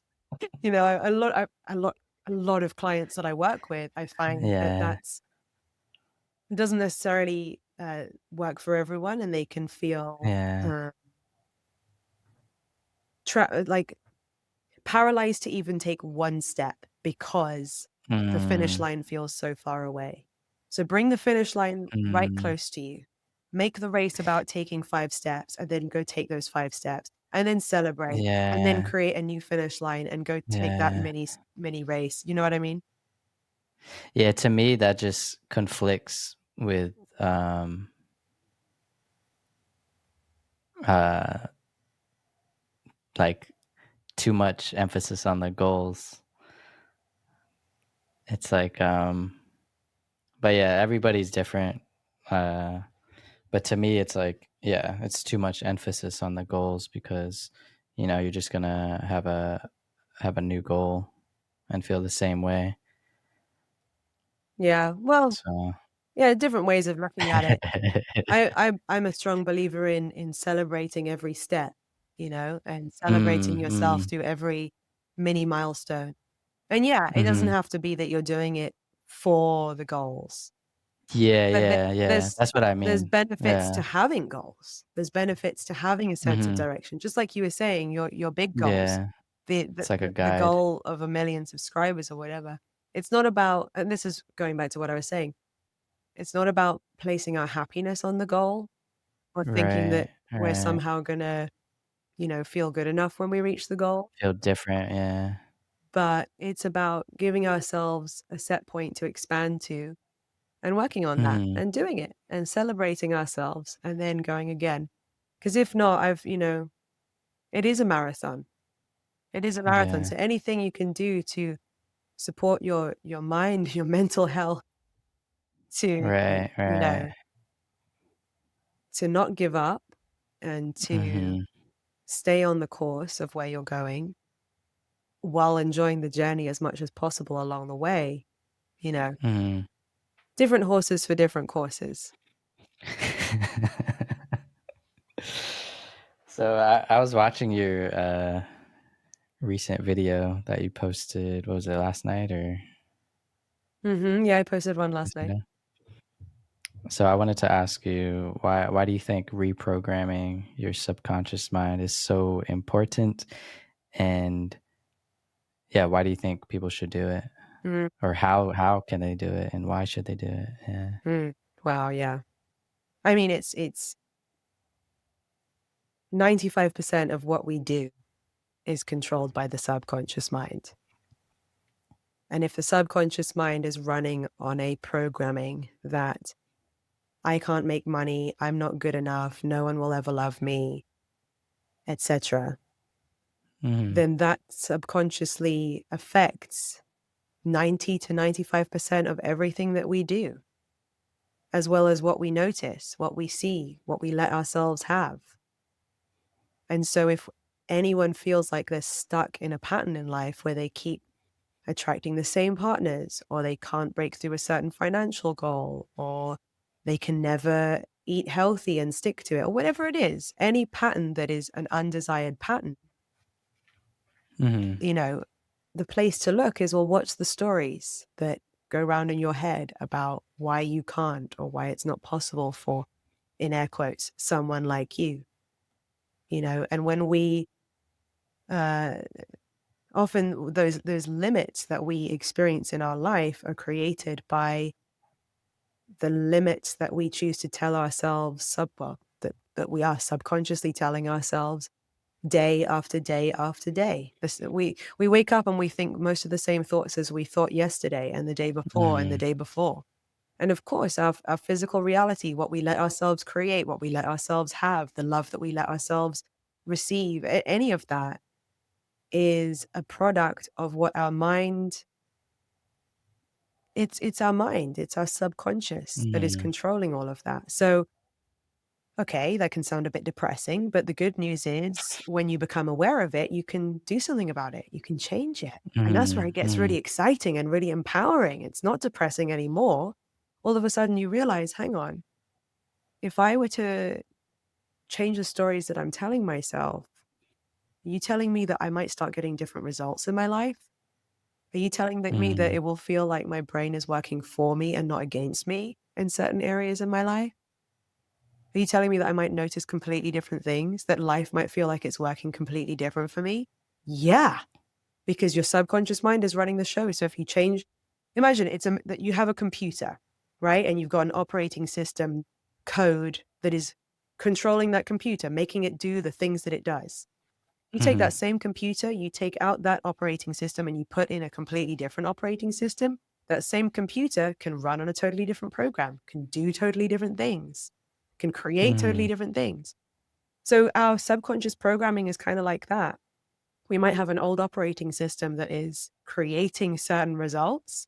And if we want to create different results, it's up to us to go in there and change the code so that we can get our own amazing brain. Our brain is amazing. Our brain can create incredible things. We can do incredible things. We are limitless. There is so much more of our potential that maybe we haven't tapped into. We are, of Mhm. course, as you say, we're born worthy of love, worthy. We're worthy as a birthright. Mhm. So if we've picked up a lot of stories that maybe we need to unlearn because they've caused us to believe that we can't, we're not good enough, or it's not available to someone like us, if we can change that, it opens up a whole different realm of possibilities for us. It's nuts. It's nuts how it works. So how do we do it? Well, the first step is always awareness. Yeah. You can't change what you're not Yeah. aware of. So that's what I Mhm. work on with people, is helping them. And even sometimes just when people are listening, they might realize like, oh yeah, maybe I can become more aware of listening to what's the story I tell myself about that area in my life that feels constantly stuck. What are the stories that sometimes people struggle to call them stories because they just feel like facts. They feel like, well, that's my reality. I've experienced that That's for just how what many. I've always Yeah, and known. it's I've been like always, that for generations in my family. Oh, well, yeah, mm. probably, because we inherit these subconscious beliefs. We get taught it from a young age, from the age of up to 7 years old. 7 years old, our subconscious mind is just a sponge, receiving and Mhm. absorbing everything that we're told, and we take it on as fact, and we build our belief system on the first 7 years of our life. And so then we're 30 years old and we find ourselves saying, oh, money doesn't grow on trees. Why? Because we heard that when we were a kid. Yeah, that's universal. Yeah, that's a common one. You know what I mean? So yeah, first step is awareness, and it's good to know. Second step is good to know that your brain at any age has the ability to change, has the ability to form new Mhm. neural pathways. And you have the ability to Mhm. create new dominant neural pathways, i.e., new beliefs, new things that your mind thinks on autopilot that guide your machine to work in your favor rather than guiding you into a state of self-sabotage. So, yeah, I mean, I guide my clients through like a process to help them to release. The penultimate video I created on my channel, I do like a mini guided Oh, session. if it's a secret, you don't have to tell. No, it's not a secret. Like I said, there's a video where I guide people through it. Oh, okay. But it's basically about identifying what the story is Mm. and where it's been living in your body.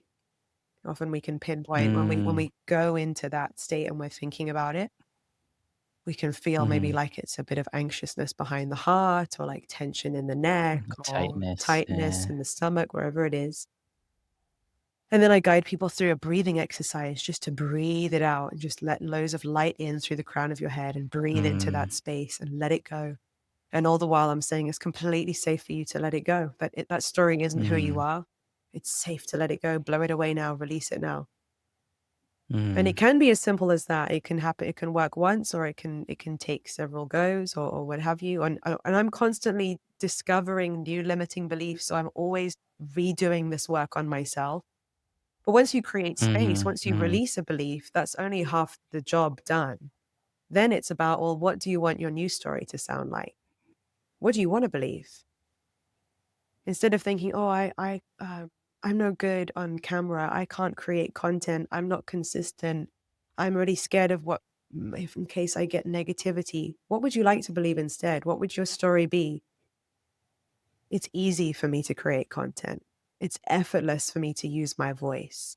I love the sound of my voice and I believe in what I have to say. My content is constantly being attracted to the most positive, open minded, supportive people. And it's safe for me to be me and share my message because I know it's going to help those people. And I love what I do and it's easy for me to do it.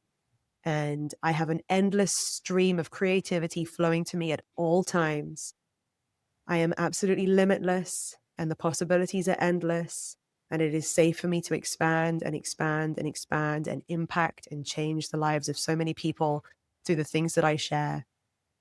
That story feels a whole lot more expansive, a whole lot more beautiful, a whole lot more safe to the nervous system, and a whole lot more Mhm. safe to the brain. The nervous system is part of the subconscious mind, I've heard.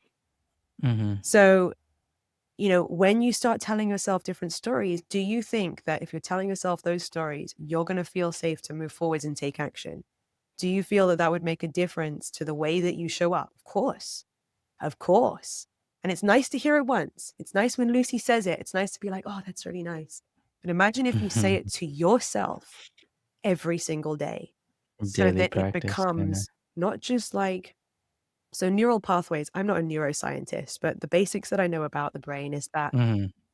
uh, neural pathways are like these pathways Like that webs. thoughts fire down. Exactly. Yeah. But they're not all equal, right? So if we've been thinking the same thought, it fires down that same neural pathway again and again and again. And that neural pathway becomes stronger than others, which is why beliefs are Mhm. formed, because beliefs are basically thoughts that we've been thinking on repeat or from a very young age, or we've had them reinforced many, many times. And so the brain tends to be quite efficient and it would rather go down a strong neural pathway than a weaker one. And that is why, like, we might Mm. default to thinking something. Our brain might Mm. default to thinking the same thing every time or believing the same thing about it. And this is all unconscious. This is all us, like, we're not like observing these thoughts walking through our mind necessarily. But when we become aware of them, sometimes we can spot more of them. But it's kind of like this is Yeah. what's running the show underneath the surface.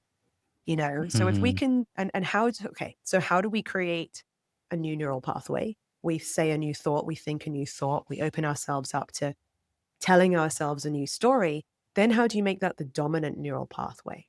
Well, repetition, feeding our brain with that new story more and consistently. I sometimes it's like you hear about people brainwashing people, right? Or like they just repeat the same thing. Hypnosis. Yeah, Yeah. hypnosis is a great way because you're opening the subconscious mind, you're speaking directly to it. So that's a great opportunity Yeah. so when done positively, when done the right way, when you're feeding yourself with thoughts that are going to help you to thrive and expand and create the life of your dreams, and obviously it's almost like positively brainwashing yourself. Do you know what I mean? So No, it really is. Yeah, it is, yeah. so I use this app. It's a free app. It's called Parrot if you have an iPhone. Oh, I heard of Parrot, And there's yeah. an Android one called Easy Voice Recorder. It's the most basic app in the world. It's like a voice note, a voice memo app. But what I love about it Mhm. is once you record a voice memo, then when you play it back, it will loop and loop and loop forever unless you stop it. So I will record myself saying some kind of positive, expansive story about the next level that maybe my brain has been resisting and that my brain has been scared of. And I will tell my Mm. brain the news stories about how normal it is for me and how safe it is for me and how I'm grateful for it. It's my reality now. But at the same time, it's not really a big deal. It's just part of my life. I have the capacity to do it. It's great. It's Yeah, just another day, just another accomplishment, just another milestone, just another paycheck, whatever it is, yeah. normalizing it for my brain, helping it feel safe and Mhm. easy. And then I play that back and I listen to it for hours and hours and hours. I go to sleep listening to it. I wake up Mm. listening to it. I feed that neural pathway, even if you're not consciously listening to it, even when you've got it on in the background and you're doing other stuff, you're Mhm. still It's firing like that. subliminal. Yeah. Yeah. So, yeah. And I mean, that's kind of a step-by-step process, like beginner's guide to reprogramming your subconscious mind. And I'm happy to share it because Yeah, everyone I should do know that that, they can yeah. do it. Everyone should know that they can do it. I obviously help people to do it. I support people to do it. I help people. Something I'm good at is I help people to identify what the stories are, because sometimes that can be the hardest part. It's like the stories are here. The stories are here, controlling your life, stopping you, stopping you, stopping you. But they're so close to you that you can't see them. And sometimes Mm. when you hold them away from you, then you can see, whoa, Oh, yeah, that's the yeah, story yeah. that's been running the show. That's silly. Sometimes they seem silly. Sometimes they seem scary. Sometimes they seem very real, or sometimes they seem Mhm. ridiculous when you separate yourself from it and see it for what it is. So if anyone wants to do this work, I always say, like, journal about it and let yourself write freely about what is the fear? What is the thing that goes around in your head? What are you worried about? What are you scared of about your next level? What are you scared of about having the thing that you want? And write them down whether they sound silly or not. And as soon as you put them onto the page, it's a whole lot easier to deal with them because they're no longer kind of like getting in the way and you're seeing life through them. You see life, it's like everything looks different because you're seeing life through the lens of, I can't do it. I'm stupid. I'm not a good enough person. I'm not Yeah, lovable. yeah. So you can't see through them clearly. Whereas once you can Mhm. separate yourself from them and see the woods for the trees, it's a lot easier to do something about If somebody wants to work with you, it. you can plug it. Sure, why not? Well, I mean, my YouTube is Life by Lucie. There's loads of free stuff for people there, and I'm pretty active on YouTube and Instagram. TikTok, I Okay. used to be more active, but not so much now. And yeah, I have a sort of Website. a signature program where I guide. It's Mhm. typically a community for women, just because it's like my audience have Website. kind of become this It's mostly mostly women. women, yeah, and it's sort of a safe space for them Okay. and we do this work Okay, together. okay. But like I said, I support men too. There are uh, Mm, many things on my social media that can support all people, and uh, meditations and programs. Release the Blocks challenge is one of the things that I started with, the Release the Blocks challenge. And yeah, my signature mm. program is kind of just more like an intimate place where I can actually get on live Like calls with one-on-one. people. Yeah, we have one-on-ones, we have group coaching, and a whole kind of uh, system, a 6-week system where I kind of guide people through Mm. each of those steps that we were talking about, really, clearing Mhm. and releasing these things. reconnecting to who they really are. What we were talking about at the beginning of this conversation, like connecting to that inner child and falling back in love with yourself and treating yourself with kindness and respect. Those things aren't just like fluffy bumper stickers. That's like the foundational Mhm. essence to healing and finding your happiness and creating the life that you want. And that can't be overlooked. It shouldn't be overlooked.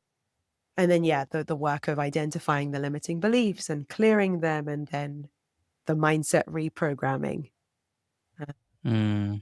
And then the action plan after that, because you can do all the mindset work, you can do the courses, but then what? But not but You got not, to implement as well. analysis paralysis. That's what they Exactly. say. Yeah. Yeah. So the end of it is all about taking aligned action and putting it into practice, because otherwise it's pointless. You know, we've got to sometimes joining courses can be a form of avoidance, a form of I'll do another Oh, course. yeah. Yeah. So that's what makes the difference. It's all about helping people to actually implement it as well. Yeah. A life coach once told me, once you expand your comfort zone to the entire world, anything's possible. Mm. Whoa. Literally, that sums it up, doesn't it? Yeah, because 'cause we're always afraid of what's outside of our comfort zone, but once it's the entire world, Hmm. you can do anything. Especially when we come from a place of love with the intention of doing good things that benefit others, Oh, yeah. Oh, then yeah. go for it. Go for it. Yeah. Do anything. Are we going to play the card game? Yeah, yeah. I was gonna ask you if you're ready, Yeah, let's do it. and then I have, like, my final questions after the card game. Okay. Um, so first question, it's icebreakers.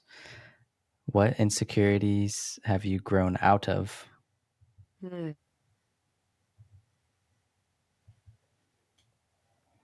Uh, my slightly Asian heritage, my racially ambiguous looks, um, my accent, the tone of my voice, uh, the bags under my eyes, uh, Mm, me being a weirdo is the mm. main one. Yeah. What is your background, if you don't mind? Yeah, I'm born and raised in London, in England. My mum's side is really mixed. My mum was born in Shanghai in China, but to Mhm, parents who are Portuguese, British, and there's definitely a lot of Eurasian Chinese in us. mhm, Um, I have ancestors from Macau, so really like that Portuguese Chinese fusion mm. of genetics and culture.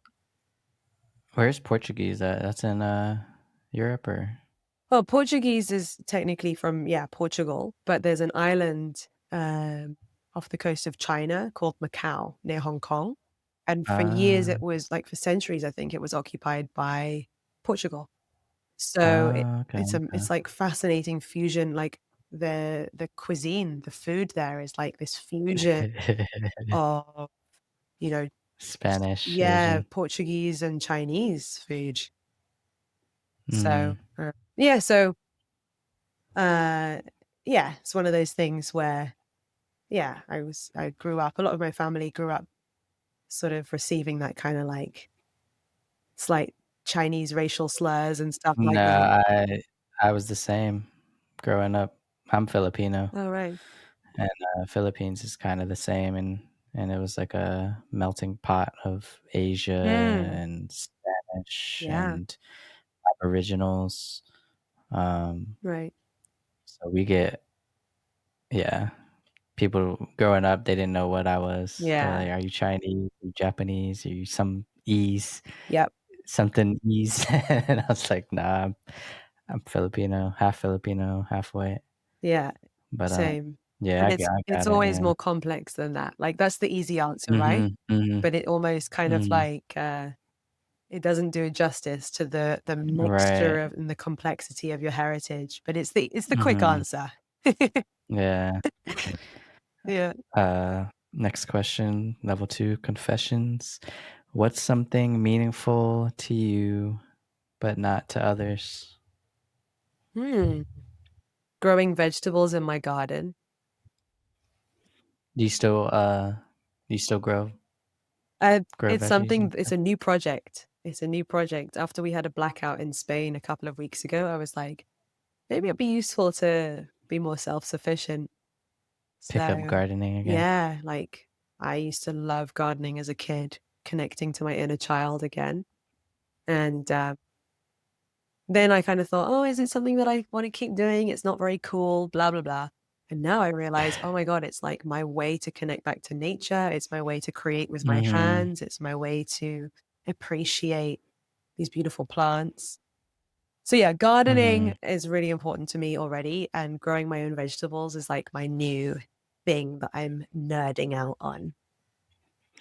Well, it also teaches you, patience and not instant gratification. Totally. Exactly Exactly. like what we were saying earlier about the seeds that you plant, you don't see the fruit of the seeds the same day you plant it. Hmm. Absolutely. So, that's a great way to practice that. Yeah. And see it Yeah, in real life. real life, yeah. Next question, do you feel lost in life?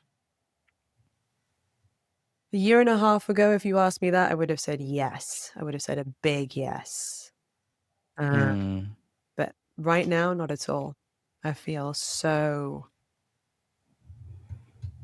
I feel so where I'm supposed to be. I love what I do.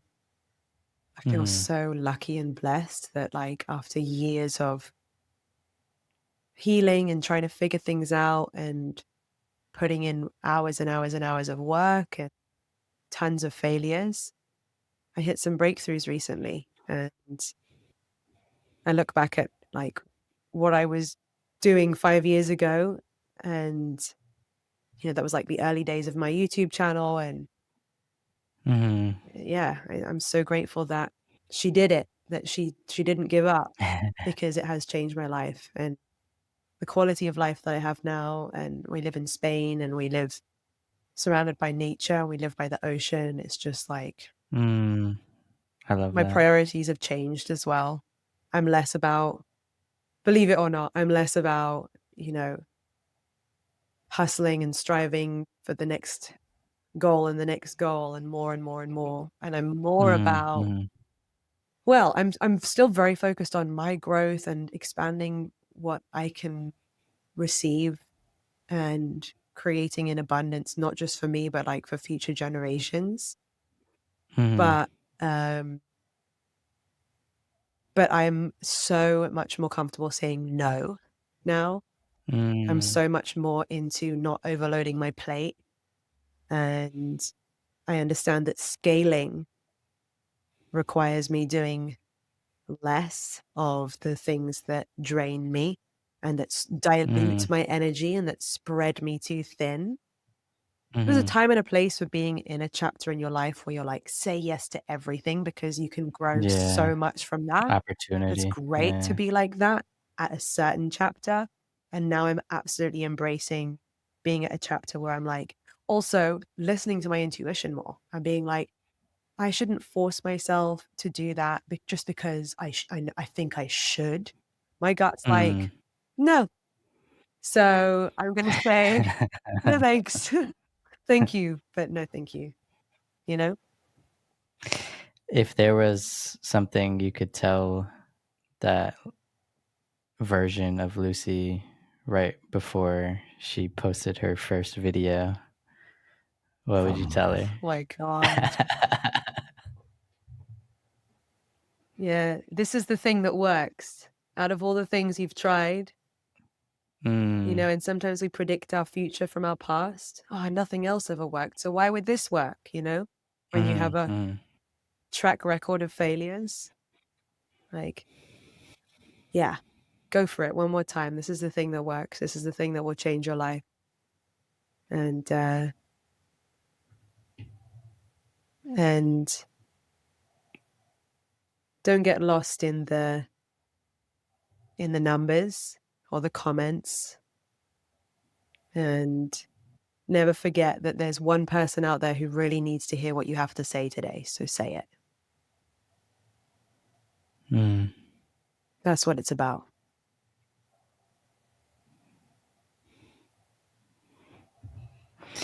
Thank you. So I have my last questions. Are you ready? Okay. First question is, what is your biggest regret?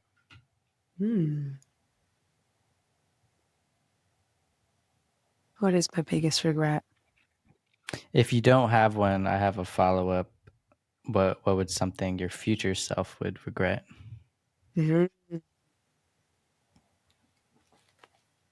Yeah. Yeah, my future self would regret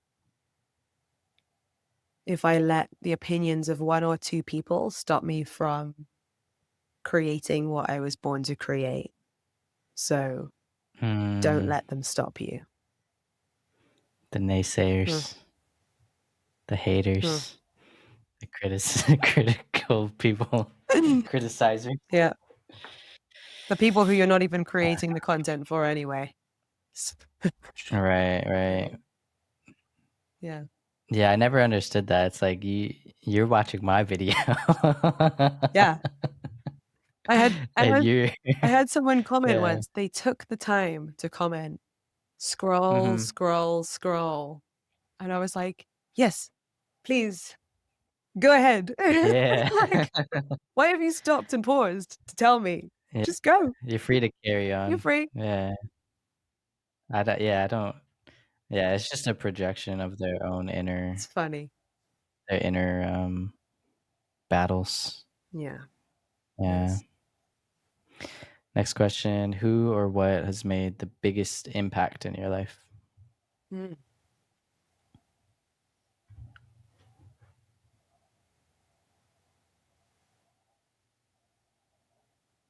wow. I mean, it's got to be my parents. It's got to be my parents. You know, Mm, there's a lot of other people that are close, like mentors who've come along the way and shaped things, or mhm, mentors who've like helped me with one specific area in my life and totally transformed that.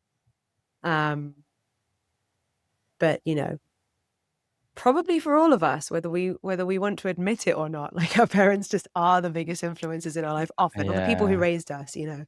that's They true, shaped yeah. our subconscious beliefs and so on.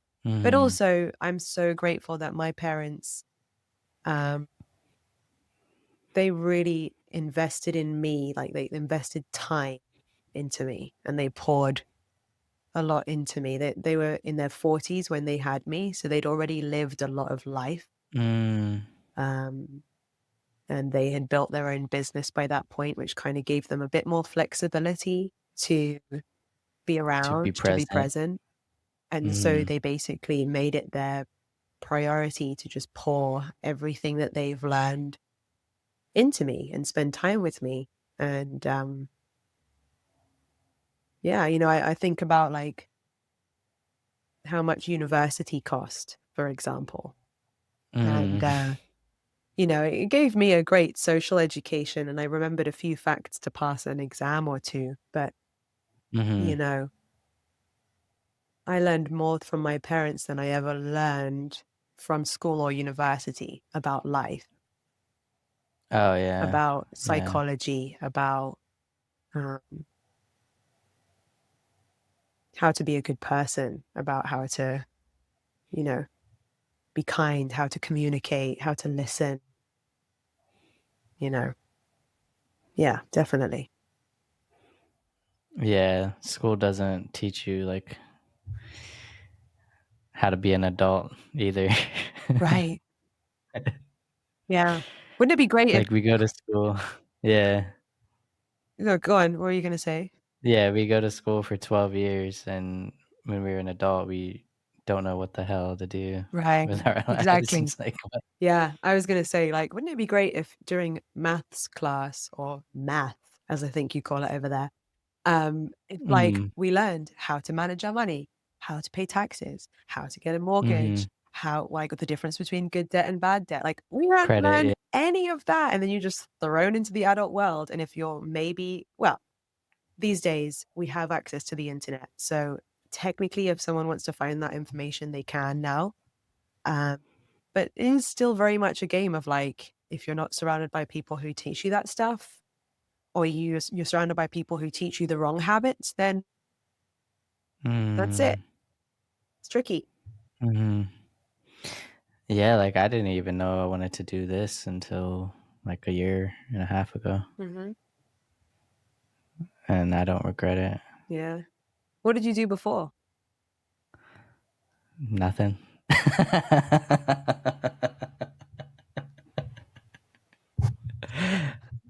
Fair enough. No, no, I was in the Navy, Oh my in the God. military for 8 years, and then Wow. Well, that's not I, nothing. I retired from the military, so I have, like, income from that, Amazing. which gave me the opportunity to pursue something that I'm more passionate about without that, like, fear of, Yeah. like we were talking about, like, when you're in survival mode, people who are working, like, 9 to 5s are just in the rat race. Mhm. You're always in survival mode, you never have really time to think, like, "What do I really wanna do? What am I passionate about? What gives me more purpose?" And, Yeah. for me, pursuing this was that. So Great. Amazing. Yeah. What a blessing to have the space and sort of groundwork or like stability to Mhm, be able mhm. to go there. Yeah. It's not impossible if you don't have that, but it's a lot harder. Yeah, you really gotta wanna do it. Yeah. Like they say, what is it, like, for entrepreneurs, if you wanna turn your side hustle, it's like after your 9 to 5, you work Right. 5 to Yeah. 9 Yeah. Yeah. and Exactly. grind, yeah. So, my next question is, what is one lesson you had to learn the hard way? Mhm.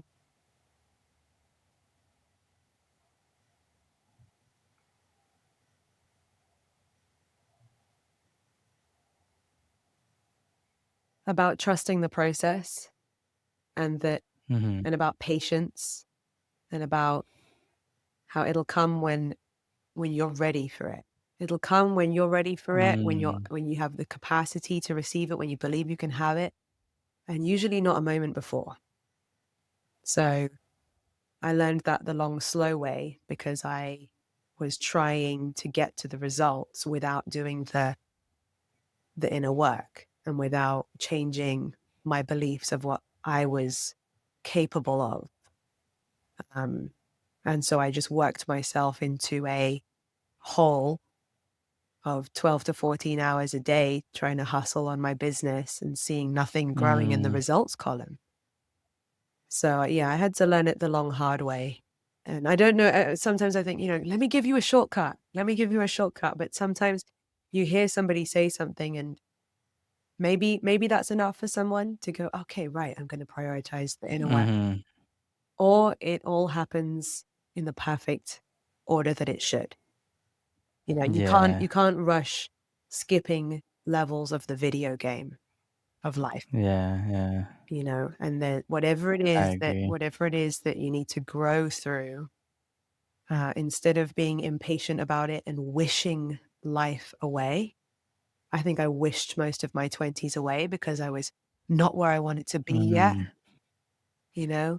And I lost friendships because I stopped hanging out with friends because I was prioritizing my failing business over anything else. Mm. Yeah, so maybe those are some regrets. We're talking about regrets. Uh, but I've learned from all of it. And I've learned that that way didn't work and wasn't sustainable and didn't get me the results that I wanted anyway. And it's Mhm. helped me to learn how to grow my business in a much more sustainable way where I listen to my needs and I take care of my energy and I'm consistent and disciplined and I'm Mhm. imperfect as well, and I let myself be imperfect. And Mhm. I prioritize that inner work because without it, I won't expand to the next level. I'll just be stuck with the ceiling. Yeah, I think about my own, like, content creation journey and starting my podcast is, like, like, part of us, I think part of anybody who creates, they wanna go viral, right? It's like I wanna go viral, but I'd rather go viral slowly than have my first video go viral. Mhm. Um, and I think it's about that journey and low and learning and growing throughout the process, opposed to just your first video hitting millions. Yeah. Oh, absolutely.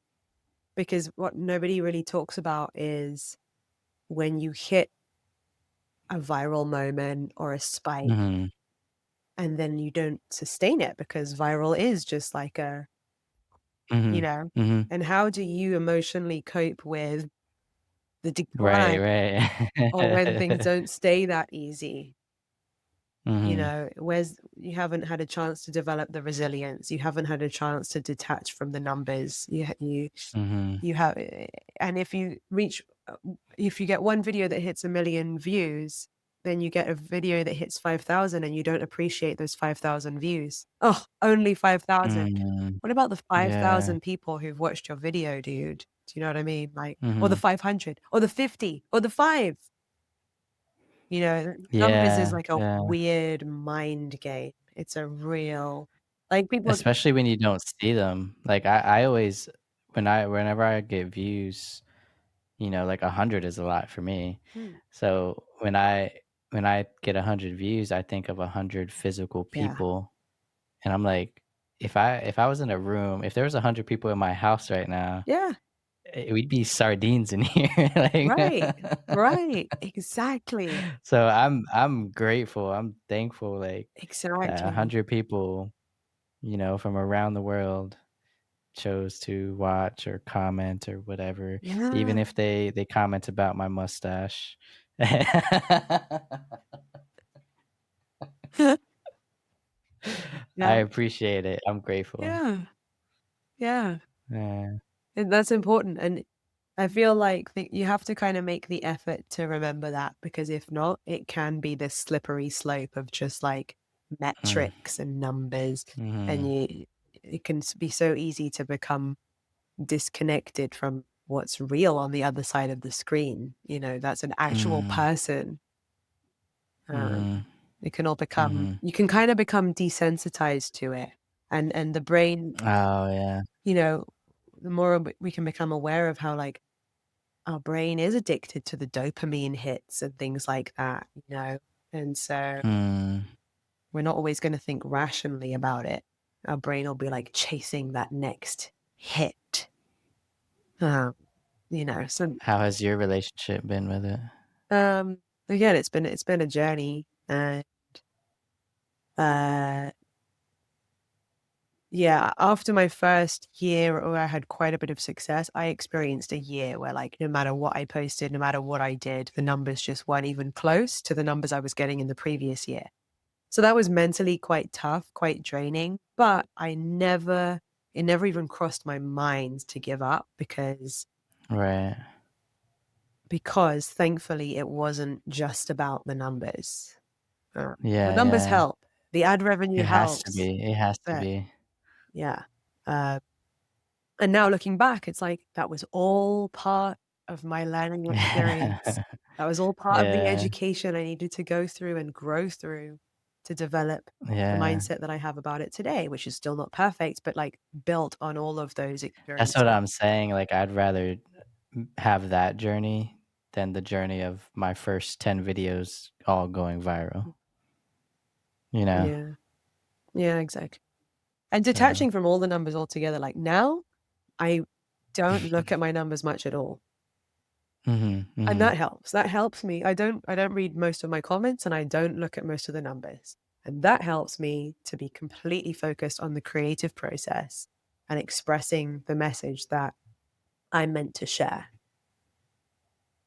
because we Mm. also have that negativity bias, like what we were Yeah. talking about. Like you could have 10 people say, "Thank you so Oh, much. yeah, This yeah, video really yeah. touched me." And you could have one person who's like, "What a load of crap. This person's fake or whatever." Uh, And then you're like, "Oh yeah. my God. Or clickbait or Yeah, something, or so protecting my energy above all costs. Like, I'm not afraid to say that the way that one of the things that I do to help me sustainably create content is protect my Mhm. energy and support my mental health by not reading every comment Mm, and not, mm, pinning my worth or my video's worth on the number of views that it got. It can't be mhm, about that. mhm, And if it is about that, then you lose yourself and you lose your creative spirit to trying to please the algorithm or trying to please every single person mm. in the comments, which is impossible. So, Oh, yeah. That's what I was thinking, like, the creators that just do, like, wild things, like the Mr. Beast style things, it's like, I see them as slaves to the algorithm, it's like, what are you putting yourself through just for more clicks and views and stuff, you know? When you get too lost in the algorithm, you become a slave to it. So it so yeah, yeah. you have to have that something deeper than that drives you. Yeah, everyone's relationship with content is different and everyone's probably reason for creating content is different, but certainly when you are consciously aware of, you know, your spiritual path, your journey, your personal development, your sharing what feels on your heart to share, then yeah, it can't Mhm, be about mhm. it can't be about don't get me wrong, it is a game, and, like, part of Yeah. the other part of it is like this, right? I could have the best video in the world that could change someone's life, but if it doesn't have a catchy enough title, it's not gonna reach the people whose lives need to be changed. Yeah, that's so So you've true. gotta kinda play the game and work with the algorithm at times, not to, like, you know, change who you are or, like, yeah, not to, like, Increase the lose chances yourself. of it reaching the people that Exactly. may need, It's yeah. just like marketing psychology, like, whether we Yeah, like it yeah, or not, someone is going to click on your video more if it has certain words or if it's more, like, attention grabbing than if it isn't, and you're yeah, competing yeah, against everybody else on these apps who are creating videos with yeah, millions. attention grabbing titles. Mhm, mhm. So it's like, don't hate the player, maybe hate the game or embrace the game, play the game, Embrace the but game, don't lose yeah. yourself in it. Oh, yeah, 100%. What drives you? What drives me? My Yeah. family, uh, continuing to live the happy life that I live with my family, uh, Mhm. becoming a mum one day, uh, Mm. uh, being a mum who can be present with her kids and pour so much love into them and teach them, the little bit of wisdom that I have. And Mm. yeah, what drives me? Yeah, sure. There's also like my next level goals drive me, the next level of life that we want to create. Yeah. Some of that of course drives me. Savings goals, investing goals so that I can, provide more financial stability. This is another one of these things. You can hate money or you could be like, it's a game. It's a game that we all Oh, need yeah, to yeah. play because, you Yeah. know, it's part of the game of life on this planet. So like Yeah, that's it's true. part of it. So, yeah, that's Yeah, part you of could what hate drives me. money or you could, learn how to be survivor man out in the in Yep, grow my own vegetables. I'm doing both. I'm doing both. learn how to hunt. But yeah, Um, so I got 2 final questions for you. okay. The next question is, what would you be doing if you had all the time and all the money you ever needed? I would open an animal sanctuary for Mm, animals who've been working their whole lives help them to retire and, you know, leave the kind of farms that they're on or whatever, and just, Okay. yeah, provide an amazing space and sanctuary for them all to live the golden years of their lives.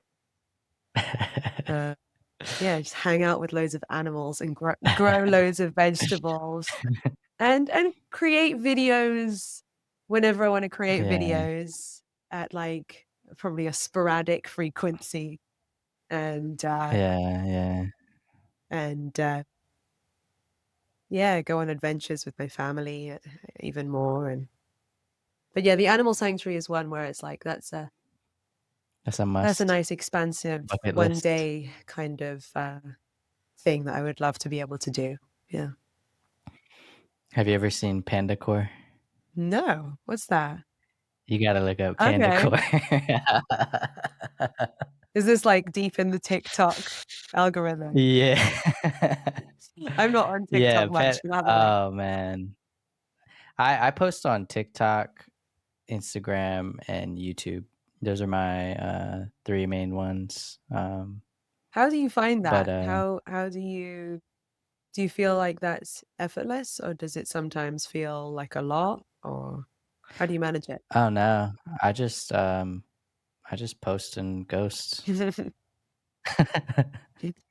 I just post and ghost. I don't Yeah.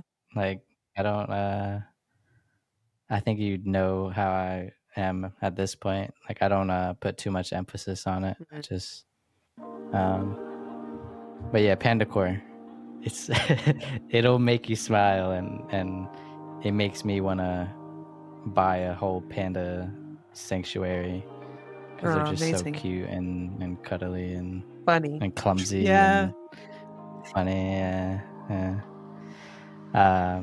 Well, Lucy, my last question is, do you have anything that you wanna tell the world that you think would resonate deeply with them? Mm.